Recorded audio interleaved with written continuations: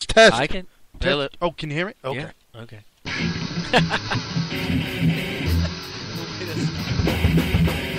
We were on the air when you said test. Chief, mate, what do you want to do tonight? The same thing we do every night, Pinky. Try to take over the world. Oh. You remember that one? I want you to get up now. I want all of you to get up out of your chairs. I want you to get up right now and go to the window, open it, and stick your head out and yell, "I'm as mad as hell, and I'm not going to take this anymore!" Good evening, everybody. Welcome to Smith Radio, along with Brian Smith and Carrie Smith here, giving you all the updates and the news of this past week. Today is February 22nd, Sunday evening, and we're getting you prepared for the week to come. And this week, we're going to talk about a couple different things. And the big thing in the news this entire week was the Violent Summit, or... Is that what it's called? The Violent Summit? Apparently, Obama decided that he wanted to create a summit. Well, you know how community organizers do. Oh, right. Yeah, that's exactly what they do. So he's organizing the community. That is their MO. Right. To cause violence? Well, it's being referred to as the Violent Extremism Summit. And that went down this week. I got some clips on that. You'll be thoroughly entertained, I promise. We're going to touch on Putin with Russia. And, taxes. Everybody did their taxes here recently, or it's coming up. HHS nightmare. Obamacare hits hard. Hugo Chavez not successful this week. He is dead. I was going to say, you must not be having a very good day. No, and the Great Lakes have more ice coverage than in all recorded history. Did you go over the bridge over the Ohio this year? Or this past couple No, years? I haven't. There is ice all over the top of the water. Yeah. I would not. Let's put it this way. You can't walk across the river. Right. Okay. But I certainly would not drive a boat through it. No. Yeah. I mean, it would be like... it's not quite as bad as that famous painting of George Washington going through the Delaware. Oh, my God. It's not that bad. It's not that bad. But... It's not like the Titanic or anything. Well, I don't think you would sink a ship, but... if you were driving a speedboat at 30 mile an hour and skiing, I wouldn't ski. And with skates, of course. Ice skates. Ice skates. Yeah, right. Ice skates behind a speedboat. That's right. You could do it. Wow. Maybe. But what I'm saying is... My dad made the comment that when they were younger, they walked across it. Yeah, didn't he? What? He wasn't even alive in the 30s. It's like the last time it froze over. Was it? Maybe it was our grandfather. Probably. Well, that's the thing. That's my point. My point is that, I've been alive since... a while ago, back in the day. And before, in fact, I may have even been alive when there was the left was screaming about global cooling. My mom told me that back in the 70s, that yes, they were screaming about the Ice Age was coming. Yes. Okay, so all of my years, the Ohio River, where we are, has not frozen over. Yeah, I've never seen it. It has before, but we're talking back in 100 years ago, or maybe almost 100 years ago. Right. Definitely long before any of us were born. Probably long before most of your parents were born. And in some cases, maybe even before your grandparents were born. But so there is ice on it. Now you're saying the Great Lakes has more ice than ever? Yeah, than in recorded history. Chicago is smashing records that are just unbelievable. Boston. They're saying right now, Boston has smashed records of snowfall in all of recorded history. Well, and then now the global warming alarmist would tell you that, that's where the storms are coming from the increased energy in the atmosphere, which is caused by excess heat. My thing is it's not very hot out when you consider we just had 2 consecutive days of all-time coldest days on record, coldest lows. Right. We had a -12 and a -6, both of which broke the records for those days. In Cincinnati. Yes. Let me tell you, it's cold. Yeah, and it's not like, okay, we're just a pocket of cold. and that the rest of the world is on fire. Right. No, it's like cold everywhere. Oh, yeah, yeah. Well, Florida reached down in the 20s. Yeah. So Florida's breaking records. And just recently, it's been getting down into the 20s in Florida for the first time in my recollection. I mean, I can't remember last time it was even below freezing in Florida. So think about the crops. Everybody's complaining about global warming. I'll tell you what, if the Earth increased in temperature 1, 2, 3, 4 degrees, do you realize the bumper crops that would be produced Well, they year sure round? wouldn't be dying like they probably are now. That's for sure. I mean, maybe there's some hope for humanity. Maybe we'll get some heat around here. Yeah. So before we go any further, I was approached this week, and someone had made a comment about Carrie's view and my view of the world, and how I don't know exactly how he put it, but he made the comment that you have a very interesting view of the world, and our take on what should be and shouldn't be, and I kind of want to lay it out here. I don't want to go too long with it because we'll get into the news, but I want to lay it out for you folks exactly our mission, our goal, the reason why we do this, and where we're headed with this. And matter of fact, I even told him when I was leaving him, we kind of separated, and I told him, I said, I got to get ready for show prep. Got to save the world. Right. I mean, that's what it is. Yep. We've got to save the world from the evils that is communism, the evils that is terrorism. Yeah, and let me throw this one out there. I was in this debate, argument, whatever you will, with a typical low information voter. Okay. And there were a couple of items that he clearly didn't know that were very important facts about the world, ideology, those kind of things. Things that these are basic things you need to know. Right. And there was one point where he mentioned something that exposed his ignorance on the certain topics we were talking about. And my gut reaction was, look, dude, it's not my responsibility for you to be educated on these things. And then I had to stop myself, and I said, wait a minute. If I don't try, number one, who will? Right. And number one, did I say number one or number two? Number three, number two, this is important. This is important. His ignorance is going to adversely affect the world. At least I thought, and then I found out probably not. The whole time I'm arguing with this guy, I thought, just based on his expertise of the English language, that he was probably an American. And, we were going on and on and on. And finally, after a long, drawn-out argument, he admitted that he was Swedish. Oh, the Swedes? Yeah, but now he does have influence, though. Swedish. Saab? Probably, yeah. They have Saab. a auto export industry out of Saab. Sweden. Yeah. Not a very good car. Well, they make aircraft too, I think. The Swedes?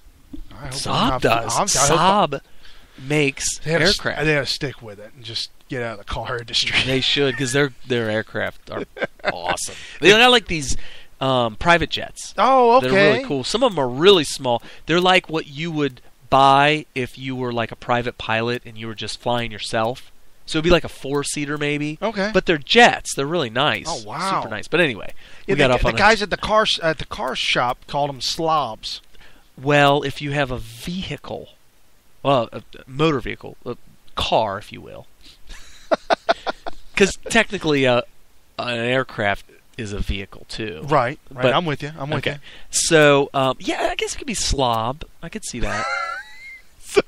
Especially if you use the cup holder every day for your McDonald's and you just make a Dumping it. mess. Oil everywhere. Yeah. on you the ju- engine dripping. Oh, that kind. Yeah. Yeah. I hope it's not like that in the aircraft. My goodness. Well, you just keep adding more oil, and Oh, it keeps okay. it clean. Well, Because there's you're that. always adding fresh oil. Right. Or maybe it's a gas oil mix. Oh, Then you don't have two-cycle. to add any. Yikes. Two-cycle jet engine. Whew. Anyway, so get back to the point. So Right. he does have influence, though, because I thought he was American, and anybody else who, first of all Americans have the potential to create havoc and damage because they can go and vote. Right. Absolutely. And the thing is if I didn't know that he was not American at first, somebody who is a voter in America might hear him and be like, right on, dude, and vote accordingly and fall for the same communist sound bites and all that. But yeah, that's the key to our show, is that we're taking responsibility to try to either initially educate you in politics and how the pop culture relates to it and all that kind of stuff, or re-educate you from the propaganda that you were fed through mass media, the miseducation system, and politics in general. Right. And if you think that the government is in place to care for the people, you're sadly mistaken, because we've had this problem for all of human existence, to where there were kings and dictators and rulers, people over top of other people, slaughtering of lives. And there's only two nations, and I just realized this today, there's two nations that were ever founded because of Christianity, peace, and freedom. Okay. And one was Israel. Really? Okay. Yeah. Back in the Bible, back in the day, that was the promised land that God gave the Israelites, the Israelis, to be there in that area. And they were to clear it out of all the pagan gods and all the idols and push all of that out, settle Christianity, this is your area, and keep out all other religions. Christianity. What about Jewish? Well, that's the Judea. Oh, well, yes. There's Judaism. Sorry. I'm sorry. You but got wires crossed there. Yeah, but so there's one. What's the other one? America. Okay. Because the Puritans wanted to get away from all the anger and the hate and the killing and the hanging if you don't worship the king, if you don't worship this guy, if you don't you were told what to do, when to do, and how to do it, and you could be free to do as you wish, which is to worship a peaceful, free-loving, personal responsibility-taking God. Well, and then the Swedish guy that I was in the argument with, I looked up some of the stuff about Sweden just to kind of brush up, so I didn't, wasn't totally ignorant on the debate. And they have a king, and they have parliament and all that kind of stuff, and they have a constitution. It's a little bit like a copycat off of Great Britain at this point, or England, I should say, where they have it's a monarchy, but it's a constitutional monarchy. So there's a constitution that kind of governs that, or at least that's what they're tricking their subjects into thinking. Well, and let's look at fact. Let's look at all of human history. Let's look at what has been successful and what has not been successful. And this week, a glaring example, Hugo Chavez, who was the supposed president, dictator of Venezuela back in the day, blamed George W. Bush for giving him cancer. Mm-hmm. America gave him cancer. And so he passed on. Now he's dead. Well, if you consider that the problem with people that hate America really boils down to one of the deadly sins of envy. Oh, right. Yeah. There you go. And there's I'm sure there's others that you could kind of indirectly point to, other deadly sins.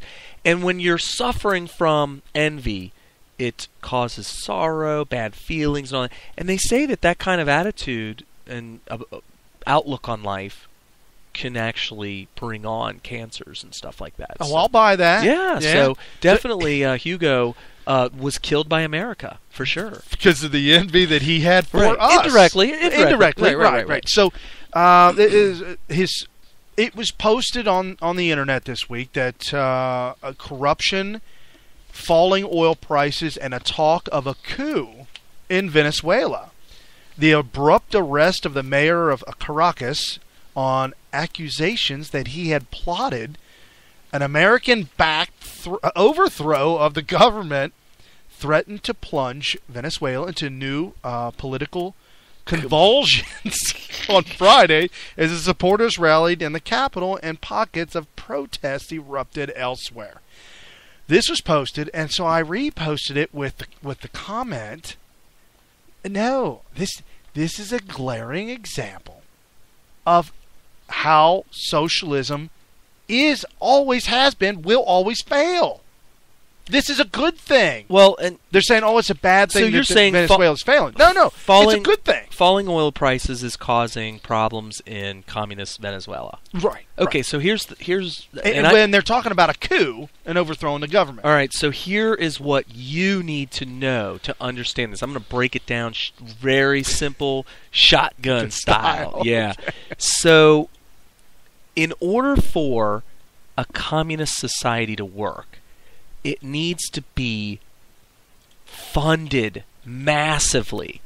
You need to pump massive amounts of money into the society, the communist society, in order to keep it from collapsing under its own weight. For instance, you have Cuba, who was surviving off of massive funding from the Soviet Union for all those years during the Cold War. Right. And so that's how they were able to survive their communism there. And in Venezuela, they have a huge oil export. And oil, as much as you can sell it for, only costs the amount... Well, first of all, you're going to pay for maintenance and fueling of the vehicles and the machines to extract the oil. Right. And the few people it takes to be there to run that equipment to extract the oil and then ship it. And the profit margins on that are pretty huge. And the amount of labor required to get it is relatively small. And so if you can pump up a whole bunch of oil out of your ground, you could theoretically have a communist country and make it work as long as the dictator isn't completely corrupt and taking all the money. If you have a dictator of a communist society, let's say, it could be anywhere. It could be a place called Utopia. Uh-oh. Okay. So let's call this. Let's say it's an island in the middle of wherever called Utopia, and the dictator Utopus. Wow. Yeah, it's named after him. He's able to start this oil export. He can pump a seemingly an infinite amount of oil out of the ground. He just has a couple of people at the end of a whip that he can get to actually come to work every day and to extract the oil out of the ground. He sells it all over the world, and the amount of money that he's able to bring in, if he was the peaceful, good dictator that everybody loves, he would use that for infrastructure and to make everybody's life in Utopia awesome. Right? Right. But there's a problem. Not everybody has free money flowing out of the ground. And that's the issue. Most other places you got to have some sort of agriculture, which is a lot of work. You have to work for food. I mean, it's in the Bible. Right. It's as simple as that. In the case of Venezuela and maybe some other semi-successful communist societies, you have this massive export that doesn't take much labor to get out, and you got a huge influx of money coming in just from your export. Right. And you use that for your socialist infrastructure. And then that's the only way communism can work. So it's not a closed system. Right. You have massive amounts of money flowing into it. So that's why capitalism is required. It's almost like capitalism around the world is required to support little pockets of communism. Right. Because if there was none, there would be no. I mean, there wouldn't be anything. And if you're a citizen of this society, you better hope to God, if you have one. You're right. And pray to him. You better pray to God that the people in charge aren't just using that money to take baths in milk like Tom and Jerry when he got that huge inheritance. What was the girl's name that did the bath? She did Oh, the cereal challenge. I was on our the one that got to be able to talk to Obama. She got into a bathtub. Flo or no? What's it? Zoe. Yeah, something with a Z. Zoe. I don't know. So she got in a big bathtub full of milk. In a bikini, well, in a bathing suit. Just it was. Yeah. She should never have done this ever. It was a bikini and she's fallen out of it, and then dumped cereal in it.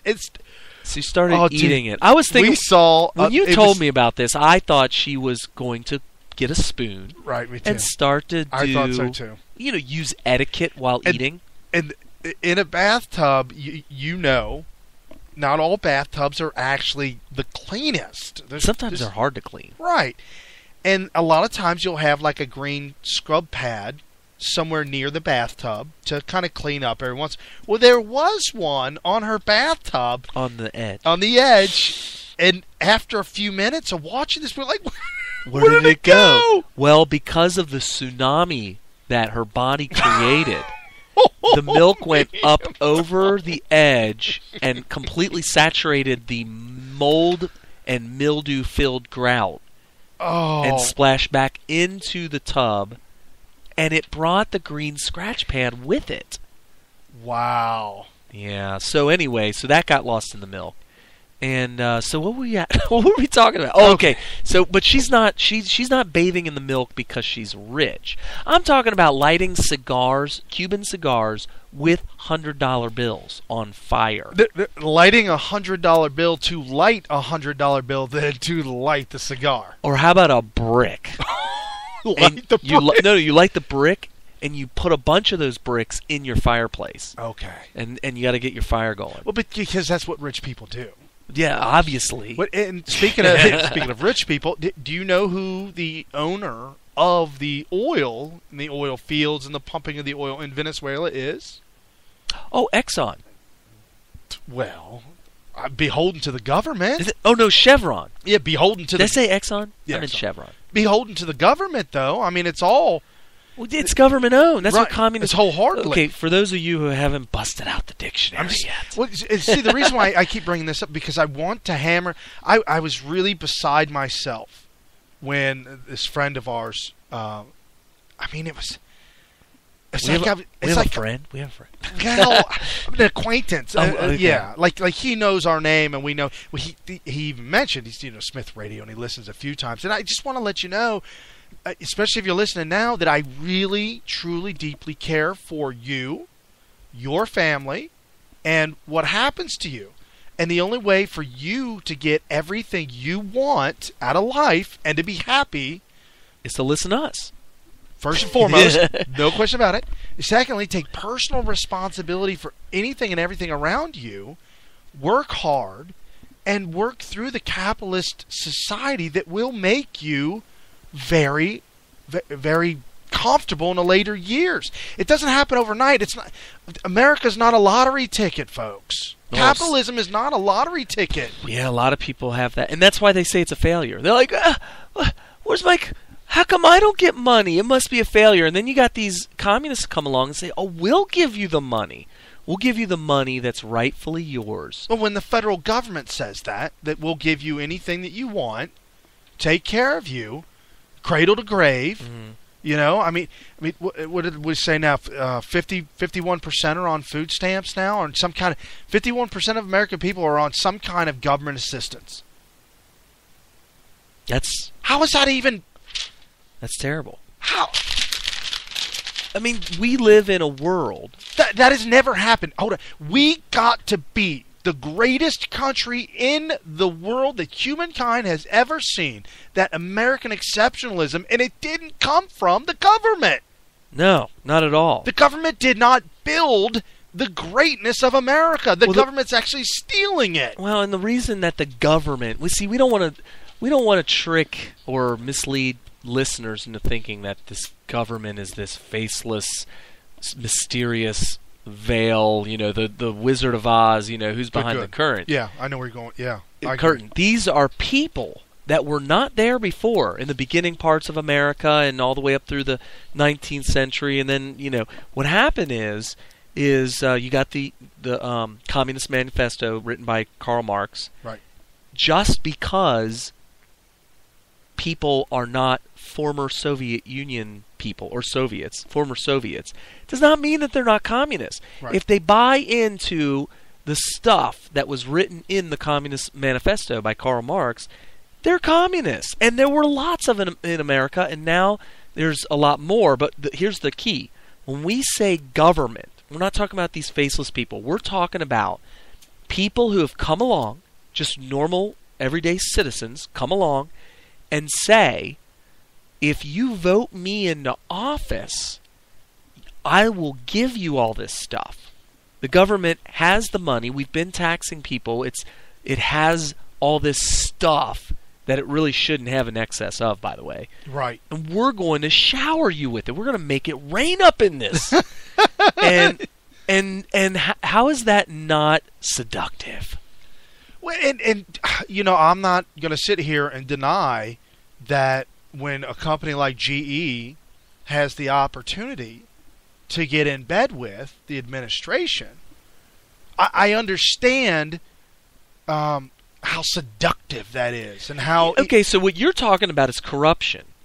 Isn't it just as corrupt? Okay, so we have government officials saying, line our pockets and we'll make sure that we'll be easy on you. Yeah, we'll get the kickback, sure. We'll take it easy on you with the regulations, maybe even have new regulations to weed out your competition, Right. Total corruption. Isn't it just as corrupt to say, hey, if you vote for me, talking to an individual citizen or the masses, that's how they talk. They're not going to go glad hand a bunch of people or talk in a big speech. Isn't it just as corrupt to say, we're going to start all these programs that are going to shower you with money that you really didn't earn? Right. If you vote for me, that's corruption. Right. Total Absolutely. corruption. And that's the whole thing. And then they'll take it a step further and say, look, now that we're in power and we've been paying you all this money that you didn't earn, if you vote for this Republican or this conservative or this Tea Party guy or whatever, libertarian, doesn't matter, they're going to take it away from you. Yeah, well, and last week we talked about it, where the mother looked at one of her son's tests, and one of the questions on the test was, who out of the following answers hates poor people? That is pure propaganda. And the correct answer, according to the teacher, was Republicans. That is pure propaganda. And if you look down the list of what Republicans have done for people, specifically minorities, specifically gays, I mean, seriously, folks, Republicans have what you want, which is the freedom to do whatever it is you want to do. Right. Somehow, this is really weird. The argument I get in with the Swede, he felt, it's almost like he's so brainwashed into believing that Republicans or conservatives do not let them believe what they want. Right. And that's a violation of their freedom of speech. Like, I can believe what I want. I can think what I want, and I don't need you to tell me to not think that way. And I said, you know what, you're right. And I never once did I say that you don't have the right to believe that stuff. Correct. But you have a responsibility, or I shouldn't say responsibility, but I guess responsibility. A moral obligation to inform yourself. Well, no, you're allowed to believe that, but there's consequences for believing something that is provably false. Right. And the consequences are people of higher intelligence or more knowledge are going to let you have it verbally. Yeah. And they have the right to say that. And you have the responsibility to suck it up and take it. My daughter, 7 years old, makes certain comments about, I want to do this, or why can't I do that? I want to do this, I want to do that. And my wife says, no, you can't do that. And it was something the other day. I wanted to go outside without a coat on and Right. negative 25-degree weather. Right. Because it's warm in here. And she said, you can't do that. I looked, I said, whoa, hold on. She can. I said, you can do that. Oh, my You have goodness. the ability and the freedom to do such a thing. However, I'm going to stop you and educate you, inform you on the consequence that will follow if you do that. And matter of fact, we have a girlfriend this week that posted 2 pictures of her daughter, Really? 7 years old, on Facebook. Apparently, she's got frostbite. Oh. She had it on her leg and on her arm. She had 2nd, 3rd degree burns. So she might not even have only- to get surgery. Not only did she not tell her that she can't do that, but she also told her that she can, and I'm not going to even tell you what might happen if you do. I mean, it's typical. I mean, if you're listening out there and you know that we're talking about you, no offense. No, not. And there may be a logical reason, completely logical. Maybe Because you know what I thought you were going to say, Brian, honestly? Good one. I thought you were going to say, all right, go on out there. No, I couldn't. Well, we're talking about somebody. I almost did. I almost let it go, but I didn't. However, Because it's just... I mean... you might even get in trouble for that Well, nowadays. No, what I was going to say is, remember when she wanted to grab the glowing orange end of one of the sticks she was holding when we in the the summer? fire stick, yeah. Yeah, when we were doing s'mores. Uh-huh. So the end of her stick was glowing hot orange red. And, you know, me being a father too, and probably everybody else there being parents, were like, hey, you know, don't let her grab that. And Brian actually had a really clever answer. She'll only do it once. She'll only do it once. There's something that I've been working with and I've been learning. When you have kids, you grow and you learn like never before. And something that I've kind of fell into, because I'm always looking for good tools to help them understand and answer the questions, the millions of questions that they have. And my daughter would say things, because, you know, in kindergarten you learn about communism through, you learn about slavery through Common Core. Common Core. And so she would say, you know, why are you controlling me? Why are you, I feel like a slave. I'm like, whoa. First of all, how do you know what a slave feels like? Apparently, Common Core told her what it's like to be a slave. So I've stumbled across this thing that I tell them all the time. I said, there's 2 things in this world that are going to teach you lessons. Either you're going to learn from the lessons that I teach you and raise you, or the world will teach you those lessons. That's called the hard way. The hard knocks. And I promise you, without a doubt, don't even think for one split second, that the pain and the punishment that you will receive for a wrong decision Mm-hmm. in life will be exponentially more punishing than anything I could ever dish out. Right. And she says, well, I just don't feel, I'm wearing my freedom. I want to be free. I said, whoa, no, you can't. The better decisions you make. Well, and I even asked her, I said, you'd like a nice car and a nice house and a nice husband and a family. And you have the right to have those. Right. I said, you would like those things? Well, yeah, Yeah. I would. And she starts naming all the things that she wants. I said, okay, here's how you get those. And she's listening real intently. I said, you want to know how to get them? She's like, how? Make good decisions. And you know what? She's not going to understand that, right? I She was probably so let down with that answer. Like, oh, really, Dad? We've been working on decisions and what's a good decision and a bad decision, and defining. Don't what judge the me, decision- Dad. Don't judge me. I can decide. We live in a free country. We can Lord. I can make whatever, and that's true. And I've told, and when things happen, and something goes bad, something goes wrong, I'll go up to her. I get real down real low, and speak real softly, like nobody else can hear me, just her and I. And I look at her and say, "That was a bad decision, wasn't it?" And boy, her eyes get so teary. And Really? She just shakes her head, yes. Oh, wow. There's a psychologist back in the day, back in the 70s, who did this thing called marshmallow experiment Okay. with kids. All right. And trying to figure out and teach them decision-making processes. Oh, I think I may have heard of this, but go ahead. I stumbled across it, And it's a video, and it's been done over and over and over, thousands of times. So if you go on YouTube, you can find something of something. And there's even a parody of it where adults are acting like the children. Oh, really? Okay. So you take a child, and you set them in a room by themselves, at a table and a chair, and you set them there. It's like an interrogation room. Oh, yes. Yeah, I remember seeing this. And you put a marshmallow in front of them. Now, originally, the psychologist said, you can eat that marshmallow if you want, but if you hold off, when I come back, I'll give you 2. And some people have changed it up and said, don't eat it at all. And if you don't eat it at all, when I come back, I'll give you 2.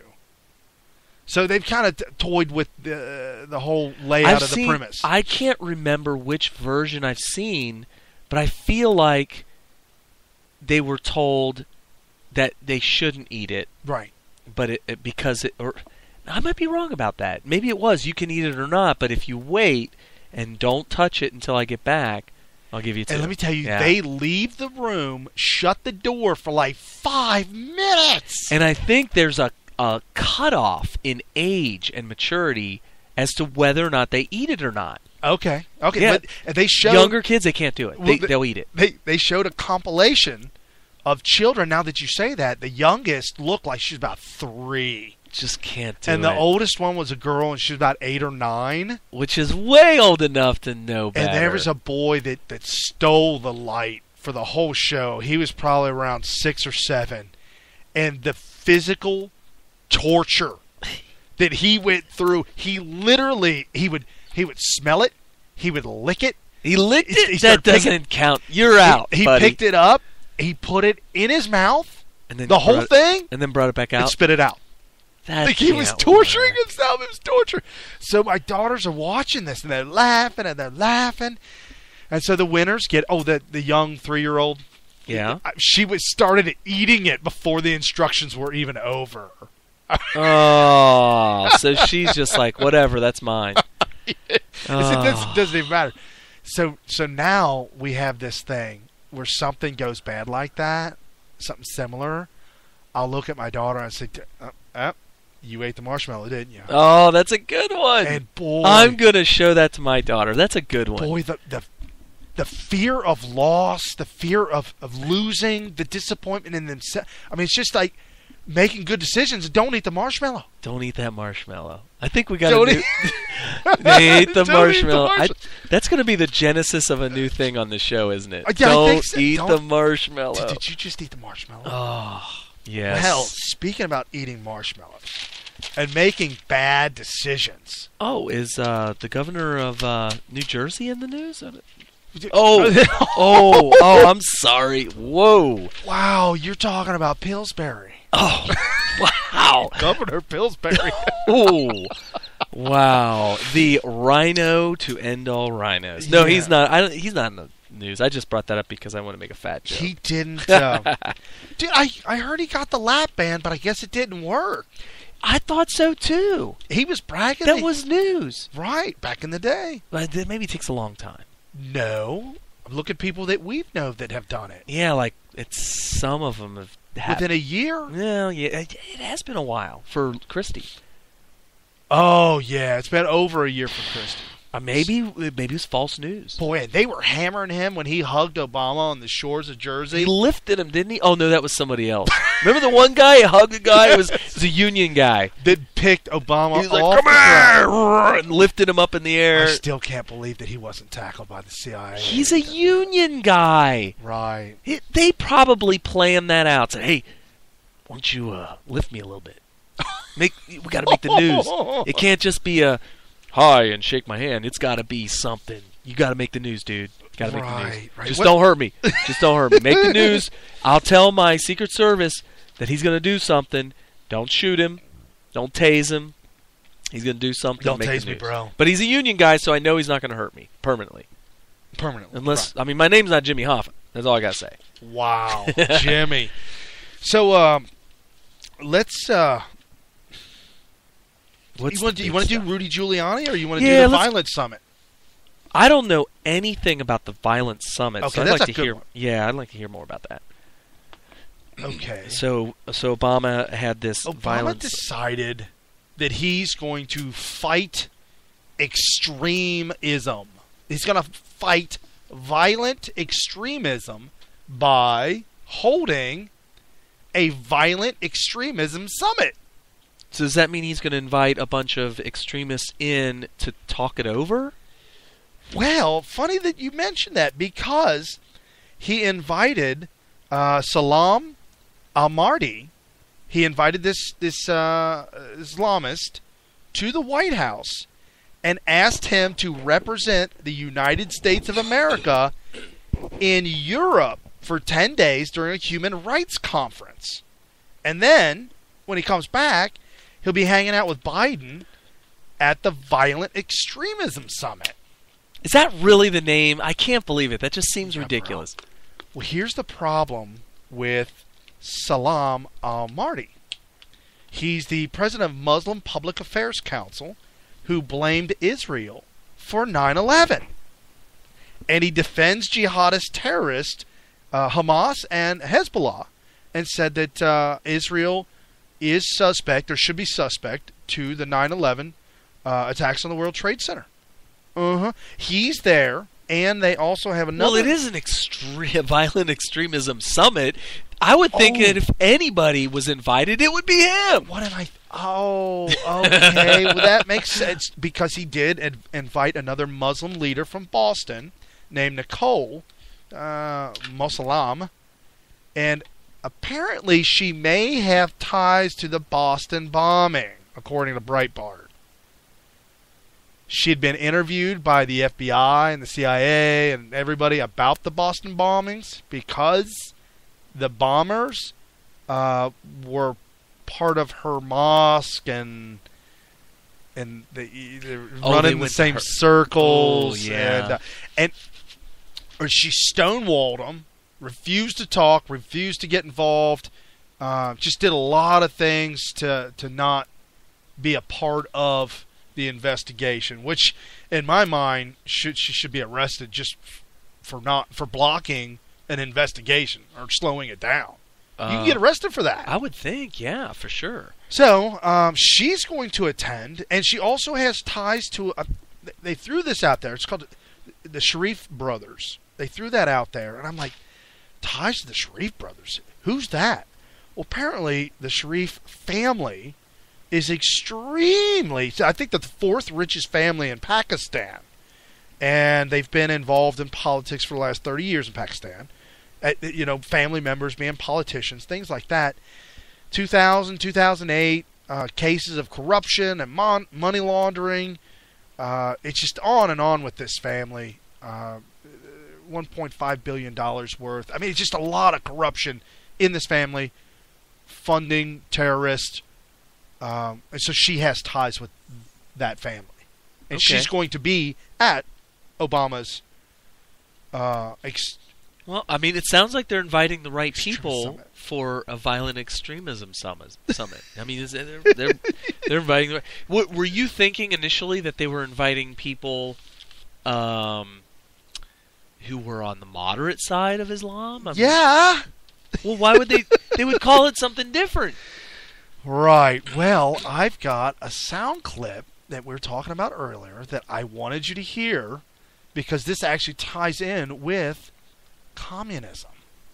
And this is Obama speaking at the Violent Summit. And let me tell you, folks, he spoke for 35 minutes, and I swear to you, I couldn't get past 5.5 minutes. I just couldn't. Wait, so what was the total time that he spoke? He spoke, the clip that I saw was like 33 minutes. Oh, okay. And my eyes started to bleed in 30 seconds. And then I couldn't get past But you know what? We will let our eyes do the bleeding for you. Right. You don't have to bleed today. Right. You do not have to bleed. You don't have to we bleed will tomorrow. do it for you. Right. So here's Obama at the Violent Summit. For more than 238 years, the United States of America has not just endured, but we have thrived and surmounted challenges that might have broken a lesser nation. Okay, hold on. While he's saying this, as I'm watching him say this, it is clearly apparent that he's just, his teeth are like Tom and Jerry's teeth, where Tom's teeth are clenched so tight that they shatter. because he's saying good things about America, and it's just so painful for him to say it. Right. It's a painful thing to even say at all. I could see that. Right. So here he is again. For more than 238 years, the United States of America has not just endured, but we have thrived and surmounted challenges that might have broken a lesser nation. After a terrible civil war, we repaired our union. We weathered a Great Depression, became the world's most dynamic economy. We fought fascism, liberated Europe. We faced... He said most dynamic. I still have a problem with that. Dynamic means in motion. Right. It's a favorite. It's one of the most favorite buzzwords for moronic politicians and CEOs to use. Right. Because it only means that things are in motion. But So- what does that mean, that things are in motion? The When economy, the most dynamic economy. Okay, so I guess what that means is we were a pretty impoverished nation when we were first founded. Just a bunch of farmers. All the way back to the beginning, where they started with a commune, and it Oh, you're going back to the very beginning. I'm talking about the beginning failed, of our nation. and they realized that, well, yeah, but the whole time it was all about farming, hard work, wake up before the sun comes up, and you don't go to bed till the sun, even after the sun goes down. Right. 7 that days kind of a work. week. Mainly agriculture, farming, that kind of stuff. So I guess by dynamic, he means that we went from almost nothing to the most powerful nation on earth. And let me... But he didn't say powerful, though. Well, no, he said dynamic economy. Okay. I have to answer this for him because he won't say it. I'm not, and we're not weak, folks. We're not being nitpicky here. Words have meanings. And Dynamic means in motion. And to choose that word while attempting to praise America for the past and what they've done, and then we've come through a civil war that would have broken lesser nations, Great Depression, and this dynamic economy. So, and by the way, would never have been dynamic had it not been for the free market capitalism that was the brainchild of the leaders of the Enlightenment period and were passed down to our founders who then wrote the Constitution. When R.J. Rockefeller was on the stand, when he was in front of the government, when they were trying to break up the monopolies and trying to break up R.J. Rockefeller, at the very end, he had "You can't handle the truth" moment at the very end of his trial. They had a few when good men. Yeah, when he said you're guilty, we're about ready to hand this down. You got anything to say? And I'm going to tell you something right now. I heard about that. I want that on video. He did. I'm going to tell you something right now. I took an industry that was in tatters and shambled. It was corrupt and it was unorganized. I organized it. I built it. I raised it, and I made millionaires. Folks, America invented the word millionaire. Yeah, there would have been no millionaires had it not been for the free market. And the thing is I understand if there's a monopoly or whatever, that's an important part of the government because the government should ensure that the companies are not colluding against customers. But it's something that also happens that's very detrimental and that actually causes the monopolies to happen is that they get involved, the government gets involved with them, and things kind of go their way so well, and it's overlooked for such a long time. And when you're watching the show, you understand quickly that it's the History Channel, America, the men who built America. Yeah. When you're watching the show, you quickly see that what they did was overlooked for so long, and politicians were involved in making money, other people were involved in making money, and stock prices going up, and these people were making, and it was overlooked for so long that when it came to a head, it was an explosion. It had to be, somebody had to stop it eventually. But if the government didn't get involved like they do to collude with banks and businesses, and all they did was just stayed out of it, but kept an eye on it, watching it, keep an eye on it. I don't have a problem with that. But stay out of it. It should be absolutely illegal for any politician or any government official to be involved with any kind of corporation at the time that they're elected as an official. They should act as a police force for companies, large companies that would get together behind closed doors and secretly gouge customers on prices, by eliminating competition. Right. Instead of being like amateur wrestling, where two guys are going at it and try to see who the best is and do whatever they can to be the best, it's big time wrestling, where they go and choreograph the entire match, WWE, come out, sell you guys tickets to see who the best wrestler is, when the whole thing's a big show. Right. And if you get two companies that do that, then you end up paying more than you should, because they are like, hey, let's act like we're battling, but really we're just gouging the customer. But so the government should only act as an oversight to that, and that is it. Right, absolutely. But anyway, okay, so Obama goes on and with his drivel. Down communism and won. Hold up. America became the world's most dynamic economy. We repaired our union. We weathered a Great Depression, became the world's most dynamic economy. We fought fascism, liberated Europe. We faced down communism and won. That's amazing that he would say that. That is the clip I wanted you to hear. That's amazing. Did you feel it? I mean, you knew it right away, though. Okay, let me dissect this a little bit. I'm thinking, well, I gotta say it, but it's all a big show. He is the big. He is what Stalin would have said.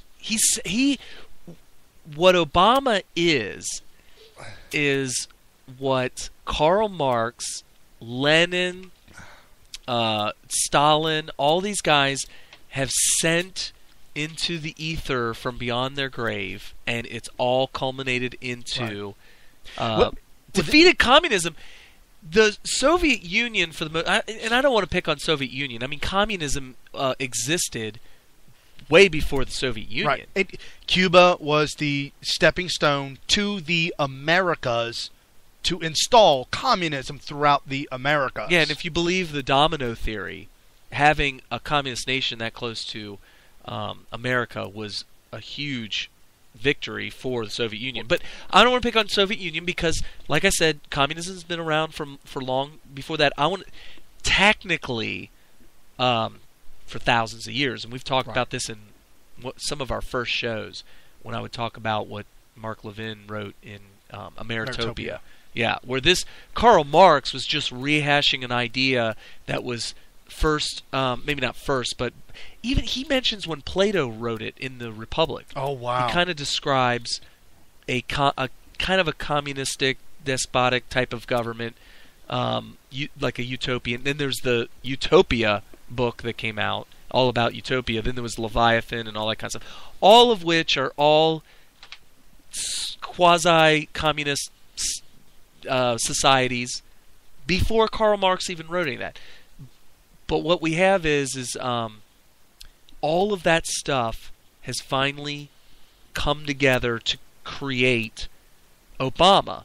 Well, and it came before Obama because his parents would have been well educated on communism, and they would have bought into it, and they would have said, and when I mean parents, I mean the mother, the grandfather, which was her biological father. He was also a communist. Right. And then his mentor, which some say is his real father. Davis. Yeah, Davis.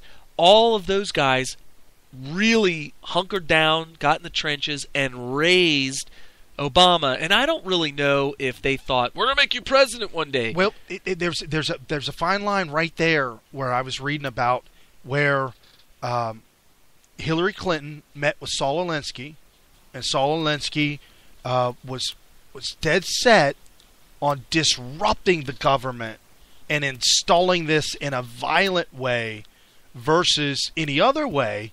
Hillary saw a way to dance around that and get into the political sphere and take over the political positions. So at that point, you actually have a silent coup, and Obama was the ideal, the perfect puppet, if you will, to do and implement these things in a non-violent coup. Yeah, it's pretty. We are currently under a coup in America. No, non-violent, but it's a coup. Rush Limbaugh pointed out, I can't remember when he said this. It was right after some big event, like an election or something. But he said, it was right after Obamacare finally passed. Okay. He said, 2010. Was that when Obamacare passed? Okay. Yeah. He said, I feel like we lost the Cold War. We lost World War III to the Russians or Soviet Union, and that now that we're defeated and they are taking over, they are now currently installing or instituting the policies and laws that they would institute to complete a communist government in America. And it sounds real far-fetched, but he was like, that's what I feel like right now. He said, I feel like we've lost the Cold War now. And to put it in plain, simple terms, it's as if a computer guy came into your house and you asked him to fix your computer, and he removed or changed the programming and the hardware in the system and in order to make it better. Well, that's what Obama's doing currently in his... That's a really good analogy, because when you say better, that's better by your computer technician's opinion. Right. And in his opinion, his little communist program that he installed on your computer is better than the capitalist system that you asked him to remove. And here's the thing. It's all done by trickery. You got a computer that there's something wrong with it. It's got some bugs. It's old. It's running slow. You're just not, for whatever reason, you don't even know why. Right. You're just not happy with a perfectly good computer that has some issues. And all the viruses that are causing your issues are all little communist viruses. So you ask this repairman to come in, and he lies to your face and tells you, I'm going to make it better than you've ever imagined. Right. He comes in, removes the capitalist software from your computer, and installs a full communist, and doesn't tell you, and then says, it's better now, trust me, and then leaves, and you're stuck with this stupid computer. It's like, I take cash only. Take cash only. I give no receipts, and I have no name for my company. So hold on, okay. So here's Obama. It's a good analogy. I like it. Here's Obama. He's still talking. American communities have been destroyed by earthquakes and tornadoes and fires and floods, and each time we rebuild. The bombing that killed 168 people could not break Oklahoma City. On 9/11, terrorists tried to bring us to our knees. Today, a new tower soars above New York City, and America continues to lead throughout the world. After Americans were killed at Fort Hood and the Boston Marathon, it didn't divide us. We came together as one American family. Except in the for face you. of horrific acts of violence. Okay, here it comes. At a Sikh temple near Milwaukee, or at a Jewish community center outside Kansas City. We reaffirmed our commitment to pluralism and to freedom, repulsed by the notion that anyone should ever be targeted because of who they are or what they look like or how they worship. Here it comes. Most recently, with the brutal murders in Chapel Hill of 3 young Muslim Americans, many Muslim Americans are worried and afraid. And I want to be as clear as I can be. As Americans, all faiths and backgrounds, we stand with you in your grief, and we offer our love and we offer our support. It We've blows. seen deadly attacks in Ottawa and Sydney and Paris and now Copenhagen. This is his summit where he's rehashed. Did you see how he because we talked about this last week. You see how he's trying to weave He's trying to say the Fort Hood and the North Carolina had anything to do with each other whatsoever. Right, and now I took that very, very last sound clip out of later, but I put it in here, so I did move it. But it was important because of the way he was trying to weave his communist basket in in his narrative and trying to make you think that Muslims are in fear for their lives in America for some reason because of what? Because some guy was we talked about this last week. It was a big story last week that 3 Muslims were murdered in Chapel Hill, North Carolina, which is the campus, if you will, of the North Carolina University of North Carolina. And apparently what the media and Obama were colluding against viewers, listeners, low information voters. They were colluding on a lie, which was that it had something to do with the fact that they're Muslim. So apparently, you can go ahead and murder non-Muslims, and we need to find out why that happened. But if you murder a Muslim, which believe me, nobody should get murdered, but if a Muslim gets murdered, all of a sudden it has to do with them being Muslim. Just like if a black person gets murdered by a white person, it has to be because of their race. Well, actually, he says what it's because of. Here's what he says it's because of, and how they... Unfathomable acts of cruelty. I don't get... Unfathomable acts of cruelty.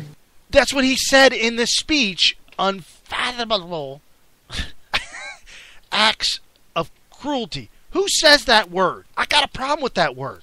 You know who says that word? With unfathomable power. What kind of power? Unfathomable. It's without fathom. It's without fathom. Wait a minute. What was that soundbite? Because that's it. From Megamind. He says without fathom. He says to him, you'll love it. Here's the full clip of it. Rise, my glorious creation. Rise and come to Papa. What's going on? Easy, my child. Who are you? I sent you to this planet to teach you about justice, honor, and nobility. The parody on I Superman. am your father. So you're like my space dad? Yeah, I'm like your space dad. And He's making you fun are of... what? I'm your space stepmom. Because it's a robot. I had some work done recently. Is this some kind of dream? This is a dream come true. You've been blessed with unfathomable power. What kind of power? Unfathomable. It's without fathom. Unfathomable acts of cruelty.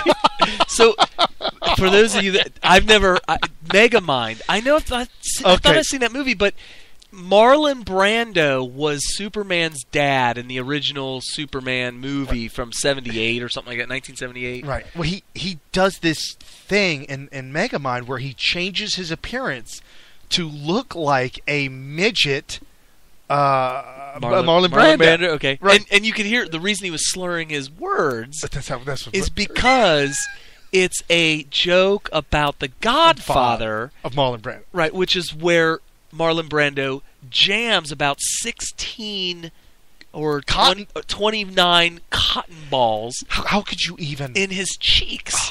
Just thinking about jamming cotton balls in my mouth right now gives me the willies. No, it's those, those things that you plug a nosebleed with? He has like 40 of those in his cheeks. Wow. Between his gums and his cheeks, he jammed them all up in there. And then in the movie, you could tell what's wrong with his face, what's wrong with his mouth. Right. It's because all that junk he crammed up in there. So Megamind did a similar thing. Now, Megamind's... They're parodying it. Yeah. Megamind's sidekick is his fish minion. Well, the fish has to live in water. Okay? And the fish does live in a enclosed glass ball, which is the head of a robot. Oh, I gotcha. So it is a fish that's right. controlling a robot. Right. And so he's wearing a wig because it's glass. So he puts a blonde wig on and an apron that says "Mom." Mom. I guess I thought I'd seen that movie, but apparently not. And he looks at him. He's like, "And what are you supposed to be?" "I'm your space stepmom." And it's the whole stepmom thing. It's just like, because I couldn't have given birth to you because I'm a. It's the whole It double can't be on. an actual mom. It must be a stepmom. Okay. So. I'm sorry, I just couldn't help me out. Unfathomable. Unfathomable acts of cruelty. So what is cruel? I mean, either you're a murderer. I mean, does it make you more cruel because you murdered somebody? Is that why he's calling it cruelty? I mean, it's murder. I don't know. Hillary called the talking people about? in Benghazi called them thugs. Okay, so that was probably an unprofessional take on what that was, but I don't know. It's like bust out the thesaurus. I don't want to call them murderers. What can I go? Can I just call them acts of cruelty? Okay, all right. Unfathomable. Unfathomable. What acts without fathom? So Ryan Zinke, who's a congressman from Montana, has a take on this, and so does Krauthammer. So let you listen to what he felt about the whole Obama thing. I think it's a slap in the face to Israel. I mean, the Speaker Boehner invites Prime Minister Netanyahu. This administration invites a terrorist sympathizer. I think the contrast is clear. Israel has been our partner in the war on terrorism. I'm speechless because, once again, it's a slap in the face of Israel, and certainly this is why our allies don't trust us and our enemies no longer fear us. Okay, so that a little bit out of context. Sorry about that. I didn't set that up right. He is speaking about what I talked about before, how he had these the violence summit, Muslims attending the violence summit. It's a slap in the face of Israel. Well, because he's bringing these terrorists, these Muslims and these terrorists to the White House, inviting them to the White House. Giving them forum to the White House, yeah. Right. They actually showed up at the White House to meet with Obama. Meanwhile, Netanyahu's not even invited. Not allowed to. Right. It's because, we're going to get to this later, Giuliani. Did we talk about Giuliani yet? No, we got that coming. That's a big one coming. All right, well, I'll talk about that when we get to Giuliani. But, I mean, it's pretty obvious what's going on here. Is it not? Could it be any more obvious? Right. That he, here he is not inviting Benjamin Netanyahu. This is a 6-7 year long thing where he's been, giving them the cold shoulder or just not treating them with very much respect. Well, and meanwhile, loving all over Muslim terrorists. And he wrote, Obama wrote in the pages of the Los Angeles Times. I'm reading this from Breitbart, straight from Breitbart. He says, in opening his inaptly named White House Countering Violent Extremism Summit, President Obama wrote in the pages of the Los Angeles Times that he sought to continue to lift up the voices of Muslim clerics and scholars who teach the true peaceful nature of Islam. Well, and that's the thing. He wrote that this week in the LA Times. So Obama's trying to make you believe, and I don't know, he may actually believe this, that the true nature of Islam is peaceful. And that if anybody who is trying to teach or propagate a violent nature of Islam is not true. It's a false version of Islam. He may actually believe that. He did. I don't know, though. He did in the violent summit continue to call out ISIL. So here's my question. Everybody's irritated with that now. And there's only one person who calls ISIS ISIL. One person in the entire world. I don't even think the White House spokeskid calls it ISIL anymore. He's given up on it? Yes! Oh, it's like, I can't go back now. I gotta own it. Right. I gotta own it. It's like Jim Carrey. Or even worse, who's worse than Talladega Nights with Will Ferrell. Will Ferrell owns everything he does, which makes him hysterical. Because if Will Ferrell did not own 100% every skit he does, it wouldn't be funny. I agree. Amen. Because who else runs around in their whitey-tighties that are actually loose from being worn too much, running around on a racetrack, screaming, "I'm on fire." Well, that's called physical comedy. It reminds me of Tommy Boy when he was like doing the thing with the cars. Oh, he the sales. I watched again. Some guy or the Down by the River skit. I mean, he really owned that. Yeah. He was not going to give up until he got full laughter. Oh, absolutely. What about the Asian guy in the recent movie Hangover? Okay. Tommy Chang. He was in the trunk of their car, and he told the producer, said, "I want to do it like this." And the producer's like, "Are you sure?" He's like, "Yeah, this will be good. This will be great. I'm gonna own it. Yeah, I'm gonna own it." So all of a sudden they start hearing this banging in their trunk, and they're trying to piece together the night before, and they pull off the side of the road in Vegas. This was Hangover, the first one. Yeah. Okay, yeah, I remember now. So they're in the big dirt parking lot, and they open the trunk, and out jumps a naked little Asian man with a complete frontal shot, and it was all bush.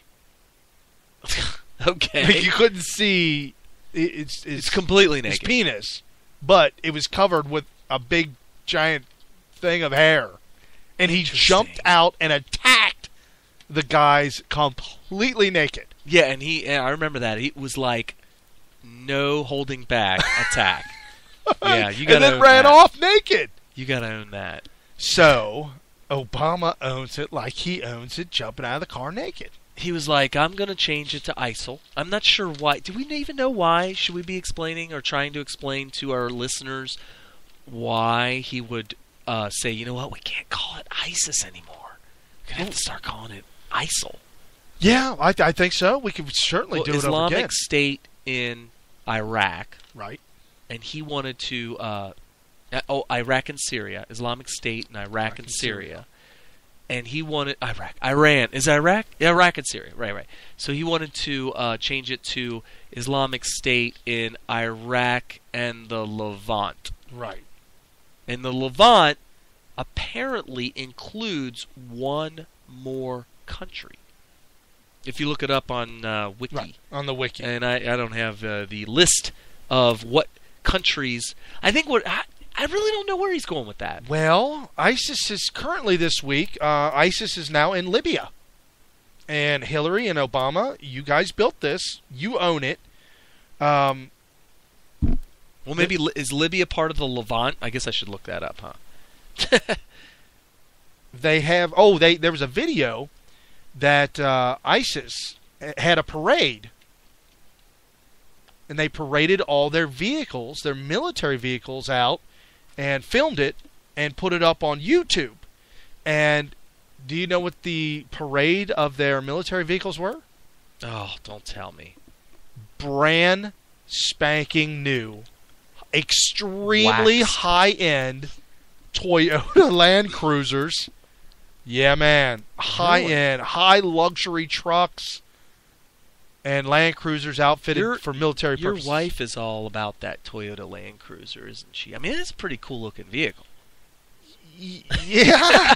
Yeah, and I mean, if you're cutting off heads and taking bodies and taking no names... All right, well, before we go any further, around, the Levant is the approximate historical geographical term referring to the large area in Southwest Asia bounded by, we're talking about the Middle East here, the Taurus Mountains of Anatolia in the north, Mediterranean Sea in the west, and down by the Suez Canal and stuff. Unfathomable. It's unfathomable. So, I mean, we're talking about... So if ISIS refers to Syria and Iraq, right, the Levant includes Lebanon, Jordan, Israel, all that stuff. So he's pretty much saying... He's calling out Israel. He's pretty much saying, oh, you're the Levant, and you will be under the Sharia law of ISIL. Right. Interesting. He's taking it to the extreme. He's by saying, calling it ISIL, he is saying there is a map. Look, the whole entire, I guess it would be the west coast of the Middle East. So when you hear the Gaza Strip, when you hear about Israel, all that completely encompasses. In fact, all of Lebanon is involved in the Levant. Most of Jordan, it looks like. Israel, part of Saudi Arabia, maybe. Yeah, all that's in there. I don't know if the Saudis and the King Jordan. I don't know if the new King Jordan. I don't know if they're going to go down like that. I would say it. In fact, if you took Iraq and included it with Levant, and you just made one big giant shape out of that, Iraq and Levant, it would encompass what you learned in high school as being the Fertile Crescent. It makes a arc like a moon that's facing downward, concave down. Right. That encompasses the entire Fertile Crescent from the Mediterranean all the way to the Persian Gulf. Right. And including almost all the way to the Suez Canal. So, well, the Red Sea and all that stuff. And don't think for one second that these guys are not installing Sharia law, because they are. They are putting Sharia law into practice, into works. It's real. It's happening. I mean, it's going down as we're speaking right now.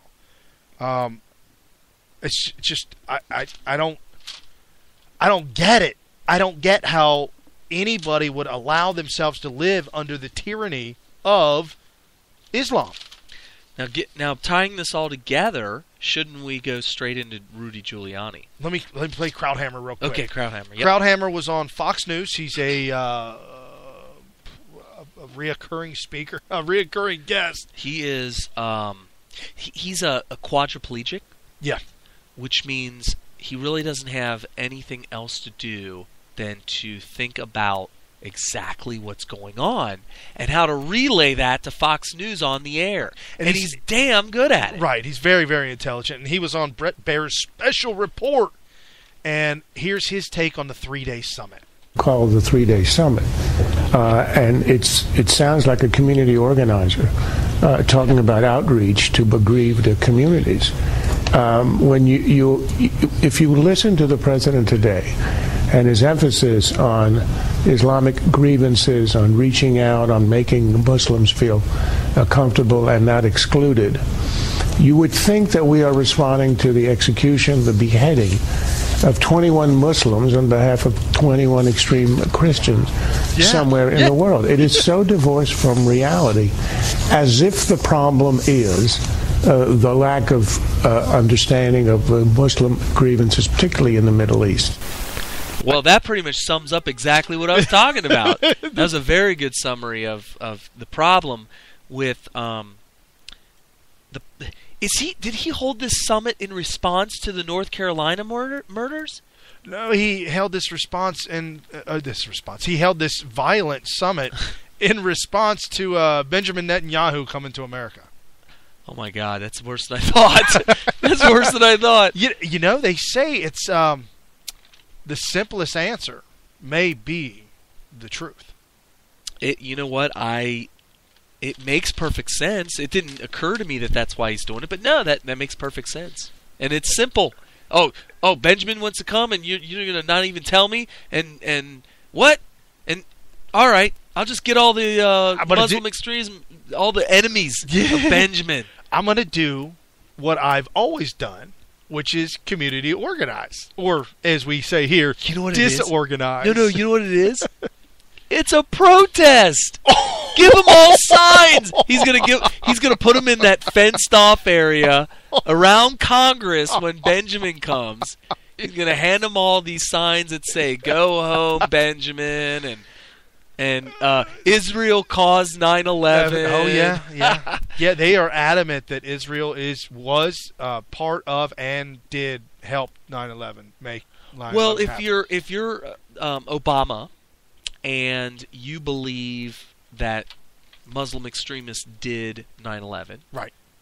Knowing what you know and believing what you believe, and having the wants and dreams and hopes that you do as President Obama, wouldn't you jump to the conclusion that you did 9/11? Yeah. Yeah, I would.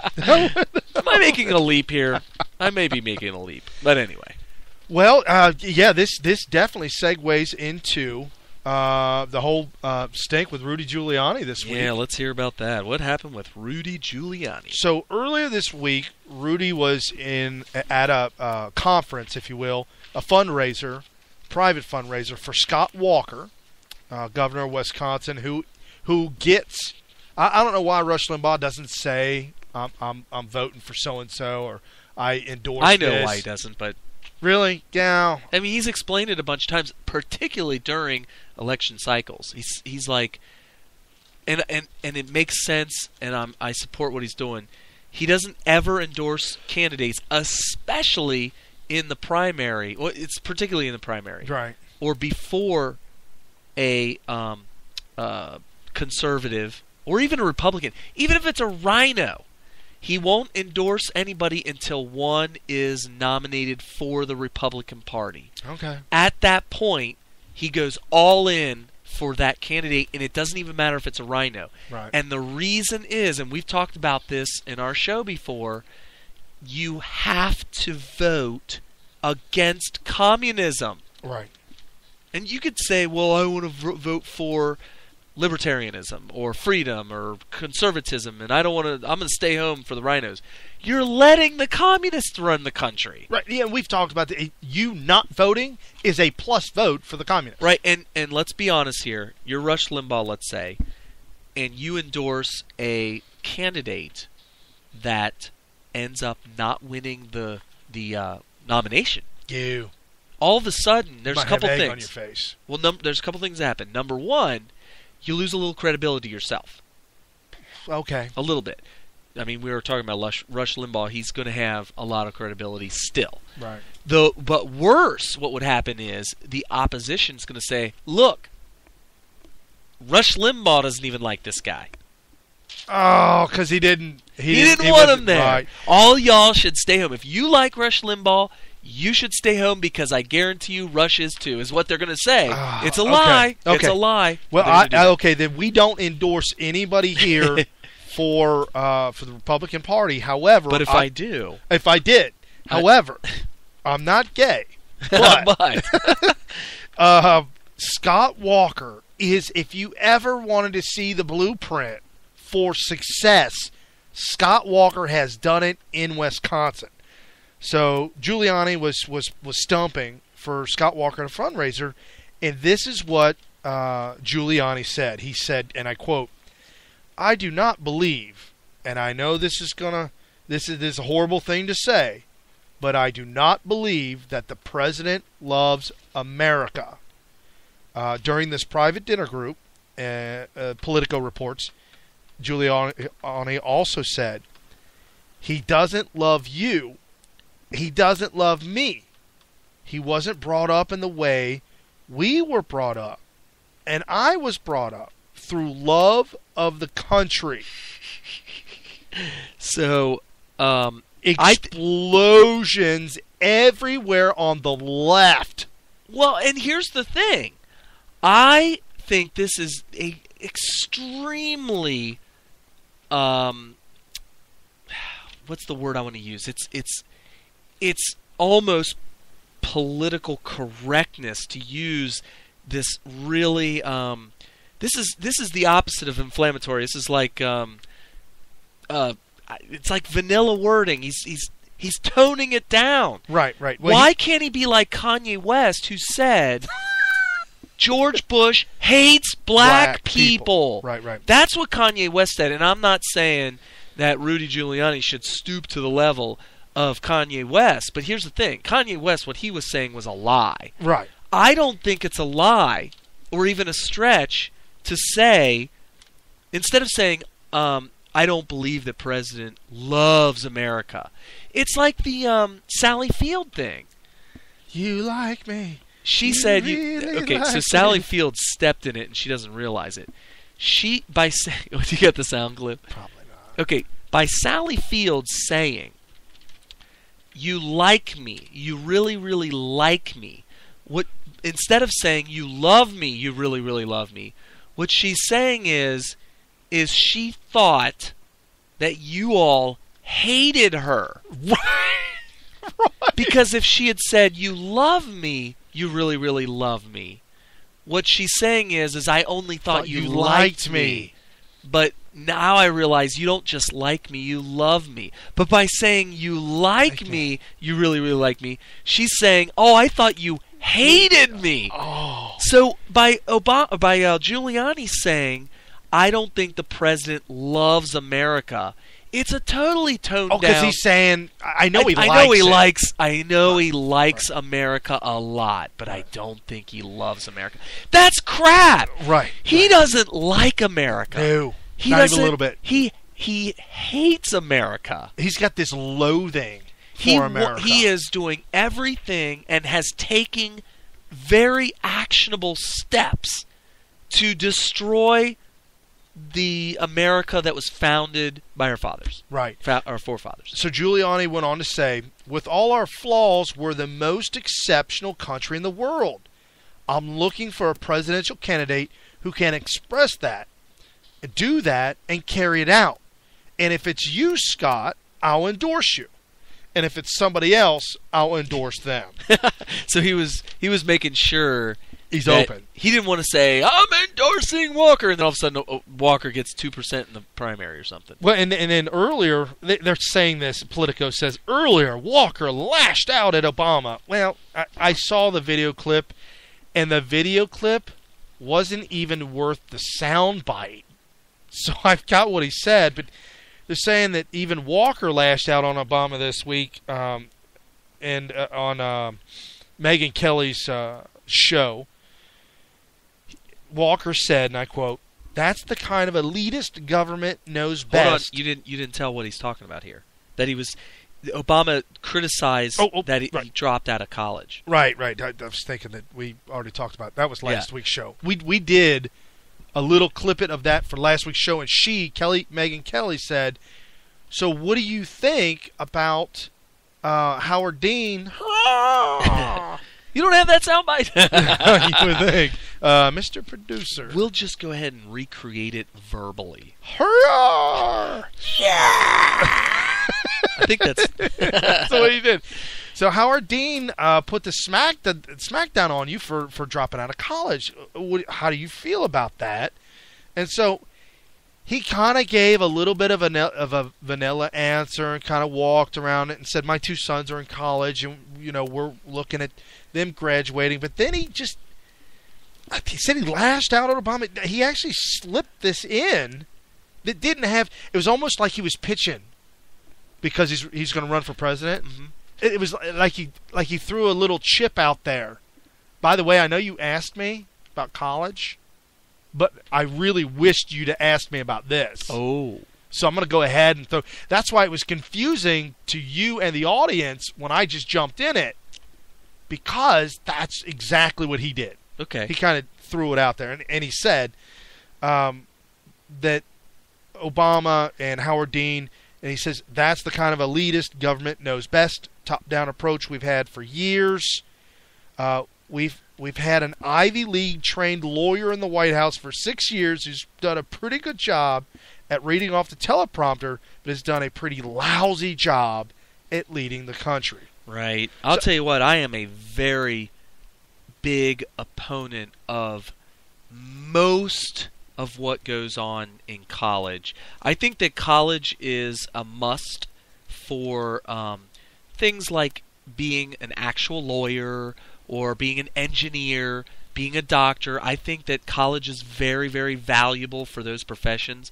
But all these other people that are in there's so many people out there who are in positions in companies that they could only get that position with a degree, but not a single damn thing that they're doing in that job was learned in college. Not every single thing that they learned in college, not a single bit of it is used in their current profession, even though it required that diploma to get that position. And not to call out any of our family members, but we have a very close family member that does have a college degree, and he currently works for the government, which first and foremost, I know what his degree is. It's OLS. He calls it the football degree. Okay. Organizational leadership degree. OLS. It's yeah. That's what you. It's just what you get. Well, you got to take something in order to play on the football team. Right. And So he got his degree. did and he play football though? No, he didn't. Why was he in the football? See, that's the question that I don't know. Okay. Well, he was going to be a history major and then changed his mind and things moved around. So the job that he currently has right now, working for the government, I don't think that. Well, first and foremost, his degree has nothing to do. Yeah, he with would his not job. have needed that. No. Right. Well, but Now, I don't the know if they question is, required a that's 4-year. exactly. I think that he probably needed it to get the job. Well, It's yes. literally a piece of paper that somebody signed. They may have even given him a little bit more money because of the degree on his Maybe. starting out. Maybe. And then I know he got promoted, and I'm sure when you resubmit your resume for the promotion, that's part of all of it. Probably get rejected if you didn't have that paper with the little dean's signature. Right on now, he's supervisor. So it. with the calligraphy, handwriting, that you could put in a frame and put on your wall. However, people get a little tense with me because I don't have respect for that paper as much as they do. Well, yeah, I mean, because they spent a lot of money on that piece of paper. I spent a lot of money trying to obtain that paper. Okay. I don't know where it's at. I stopped pursuing the paper once I realized that I was actually going to come out of pocket. Because what happened is they the co-op program? No. Paid for it? No, Montgomery GI Bill. Right. Oh, right. Montgomery GI Bill. I was in the military, and then so a vast majority of my tuition was paid for through the Montgomery GI Bill. Then they kept raising tuition, and it started to get a little bit cumbersome. I got a little part-time job out, but then eventually we went and paid for our tuition for the quarter, and then we started the quarter. Okay. 2 weeks into the quarter, they sent out a letter to every single student in the entire school and said, yeah, we need more money for this. We're going to go ahead and we're going to drop all of your classes and drop you out of college if you don't give us another $500. I don't know. How is that even legal? Well, I'll give you an analogy of what that's like. That would be like going to a car dealership, going up to the car salesman and negotiating a price on your car, and both sides agree on a price. You pay them or get the loan or whatever, and you drive the car off the lot. Now you own the car. And then, I don't know, 6 months later, the dealership comes to you and says, hey, yeah, we need a little bit more money for that car we sold you. We're going to go ahead and bill you for another $2,000. And them getting away with it. Right. And they did. That college got away with it. It's a contractual agreement. It would never hold up in a court of law. Well, here's with the a problem. dealership. In the meantime, while you fight that in court, they're dropping all your classes, and you're on standby. And you got no paperwork. And if you lose, and you got to pay for the court to sue them. Right. In the meantime, you're not going to school. But then if you lose that court battle, which I can't, I don't even know. Right. I don't know how you lose. If you lose it, you lost all that tuition. And the time too. Yeah, that you've been out. But I paid for the quarter initially. And then they wanted more money. It's possible that I lose the court battle. They keep that initial tuition because they already dropped me out of all the other classes if I didn't stick with it. But to make a long story short, I paid the extra, finished the quarter, and said I am done with this racket. Yeah. No, I agree 100%. That was it. So anyway. Well, apparently the White House had comments to say about Rudy Giuliani. And Eric Schultz, who is Deputy Press Secretary, he was on Air Force One. Because that's how Democrats get around nowadays, on the 747. Yeah, everybody's got to have one. Yeah, kind of cruising around the world. He said, I agree with Giuliani about one thing. It was a horrible thing to say. Why did Giuliani say that? Why did he say, I know this is a horrible thing? Why is it a horrible thing to say? It's not horrible. I mean, what's wrong with the truth? I understand. You got to do white lies in order to keep the social fabric together. Right. Well, Debbie Wasserman Schultz, the Democrat National Committee chairwoman, her statement was, I rarely agreed with President Bush. Rarely? I don't. She's a liar. Yeah, well, yeah. She's the biggest. And when her lips are moving, she is lying. Guaranteed. And then she says, if lying could send you, if there's one person on earth who could earn their way into hell when they die for lying only, it's Debbie Wasserman Schultz. Only one. Like everybody else is like, well, it's just lies. But if there's one person that can sneak into hell that way, she would make it. Right behind Hillary Clinton. Or side by side, hold hands. She's worse than Hillary. Oh, geez. She is worse. She is the scum Yeah. of the earth. Yeah. Anyway, go ahead. And she says, I rarely agreed with President Bush, but I never, ever questioned his love for our country. That's because who could? See, that's the thing about honesty and truth and realism. Right. Bush loved the country. So why would anybody, even the lyingest liar who ever lied their way into Lieville, the queen of Liberia. Oh my gosh! Whoa, whoops! Whoops. Anyway, so why would she say that he hates the country? Okay, because he loves the country. Even she can't say that. Obama, on the other hand, does not love the country. No. So it may, in certain circumstances, be appropriate to not lie about the character of said president and say that they don't love the country. And by the way, very toned down version of the real truth, which is that he hates America. Yeah. And everything that it's... He may get an insurance policy on the White House right before he gets out, burn it to the ground, and say, I'm going to collect! There's a YouTube channel called The Young Turks. Oh my gosh. That's like the male version of Debbie Wasserman Schultz. Do you know he was on MSNBC for a short while? The heavy-set older guy? He's a little bit chunky. Well, a little bit. He now has a crew. He's not that old either. He's like... I don't know. I mean, he doesn't even have gray hair. Right. Well, he's got a crew of minions that he groomed. Oh, boy. And there's one boy that he groomed. How do you groom a boy? Oh, wait a minute. Well, he's on YouTube, so I don't know how he groomed him to get him there, but he's there. Okay. And so this is kind of like, it may even be his son, for all I know. I mean, they think alike, they talk alike. Well, I mean, Davis and Obama. Right, exactly. And the only reason why I'm going to play this is because I want you to clearly... Because we want everybody to turn their radio off and never come back. No, I'm just kidding. You might...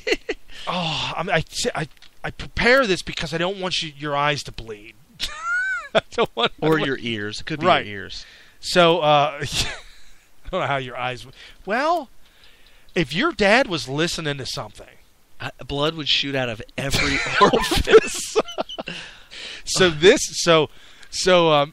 Gordon, if you're listening, you might want to come back in 30 seconds. Yeah, go ahead and turn your dial for about 30 seconds. Set your timer, set your alarm. Turn back after 30 seconds. So here's the left's take on the entirety of Rudy Giuliani. Rudy Giuliani was at a private dinner in Manhattan, and he made some curious comments about Obama during a speech he was giving. He said, quote, "Every modern president has had a grasp on American battles abroad, while Obama does not.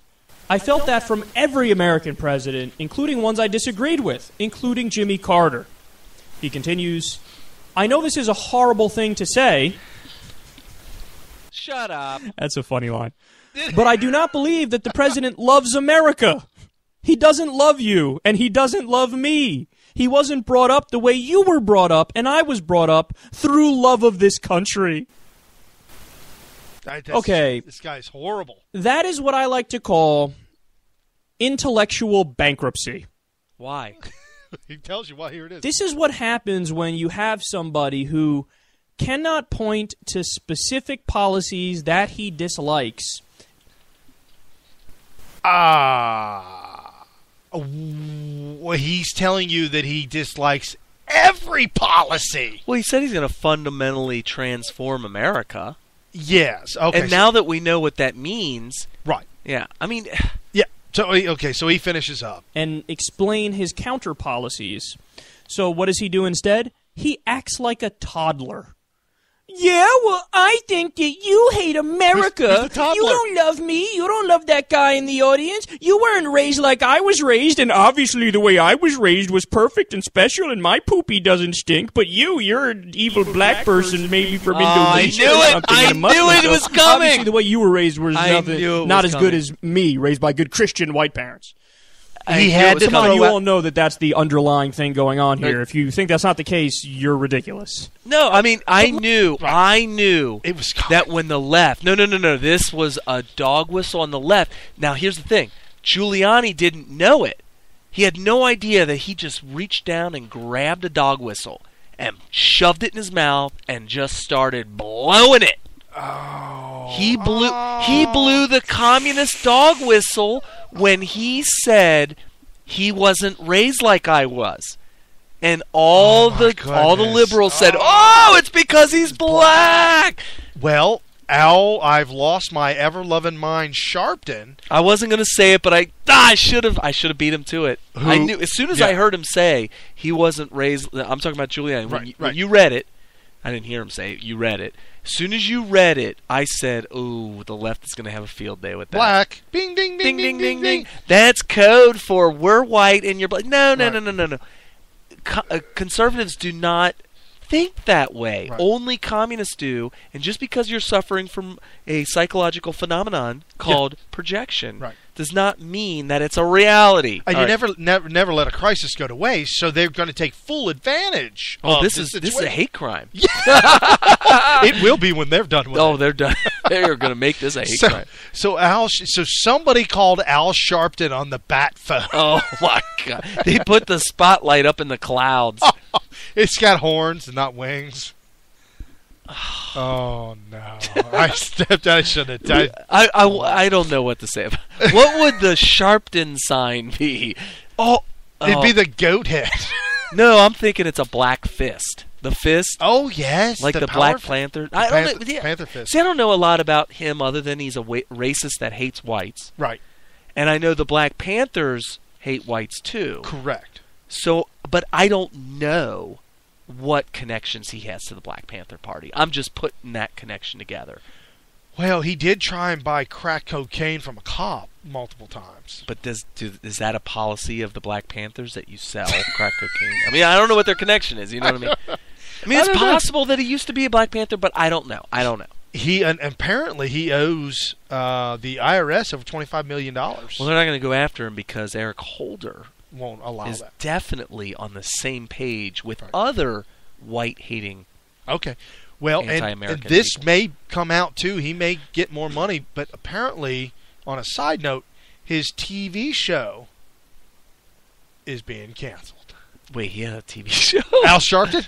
Oh, on MSNBC. Eric Holder. Well, you have to cancel because when he talks, if you've ever listened to Glenn You're Beck, about ready to hear him talk. Have you heard the parrot or the making fun of Al Sharpton voice? From Glenn Beck? Now, you never what? Oh, we need a soundbite from that. It's spot on. When he does the Al Sharpton parody voice, he does it through a megaphone. Oh yeah, and he screams it. Yeah. Oh okay, yeah. So No, I've heard it. Yeah. Okay. Well, it's actually not too far from the truth when you watch.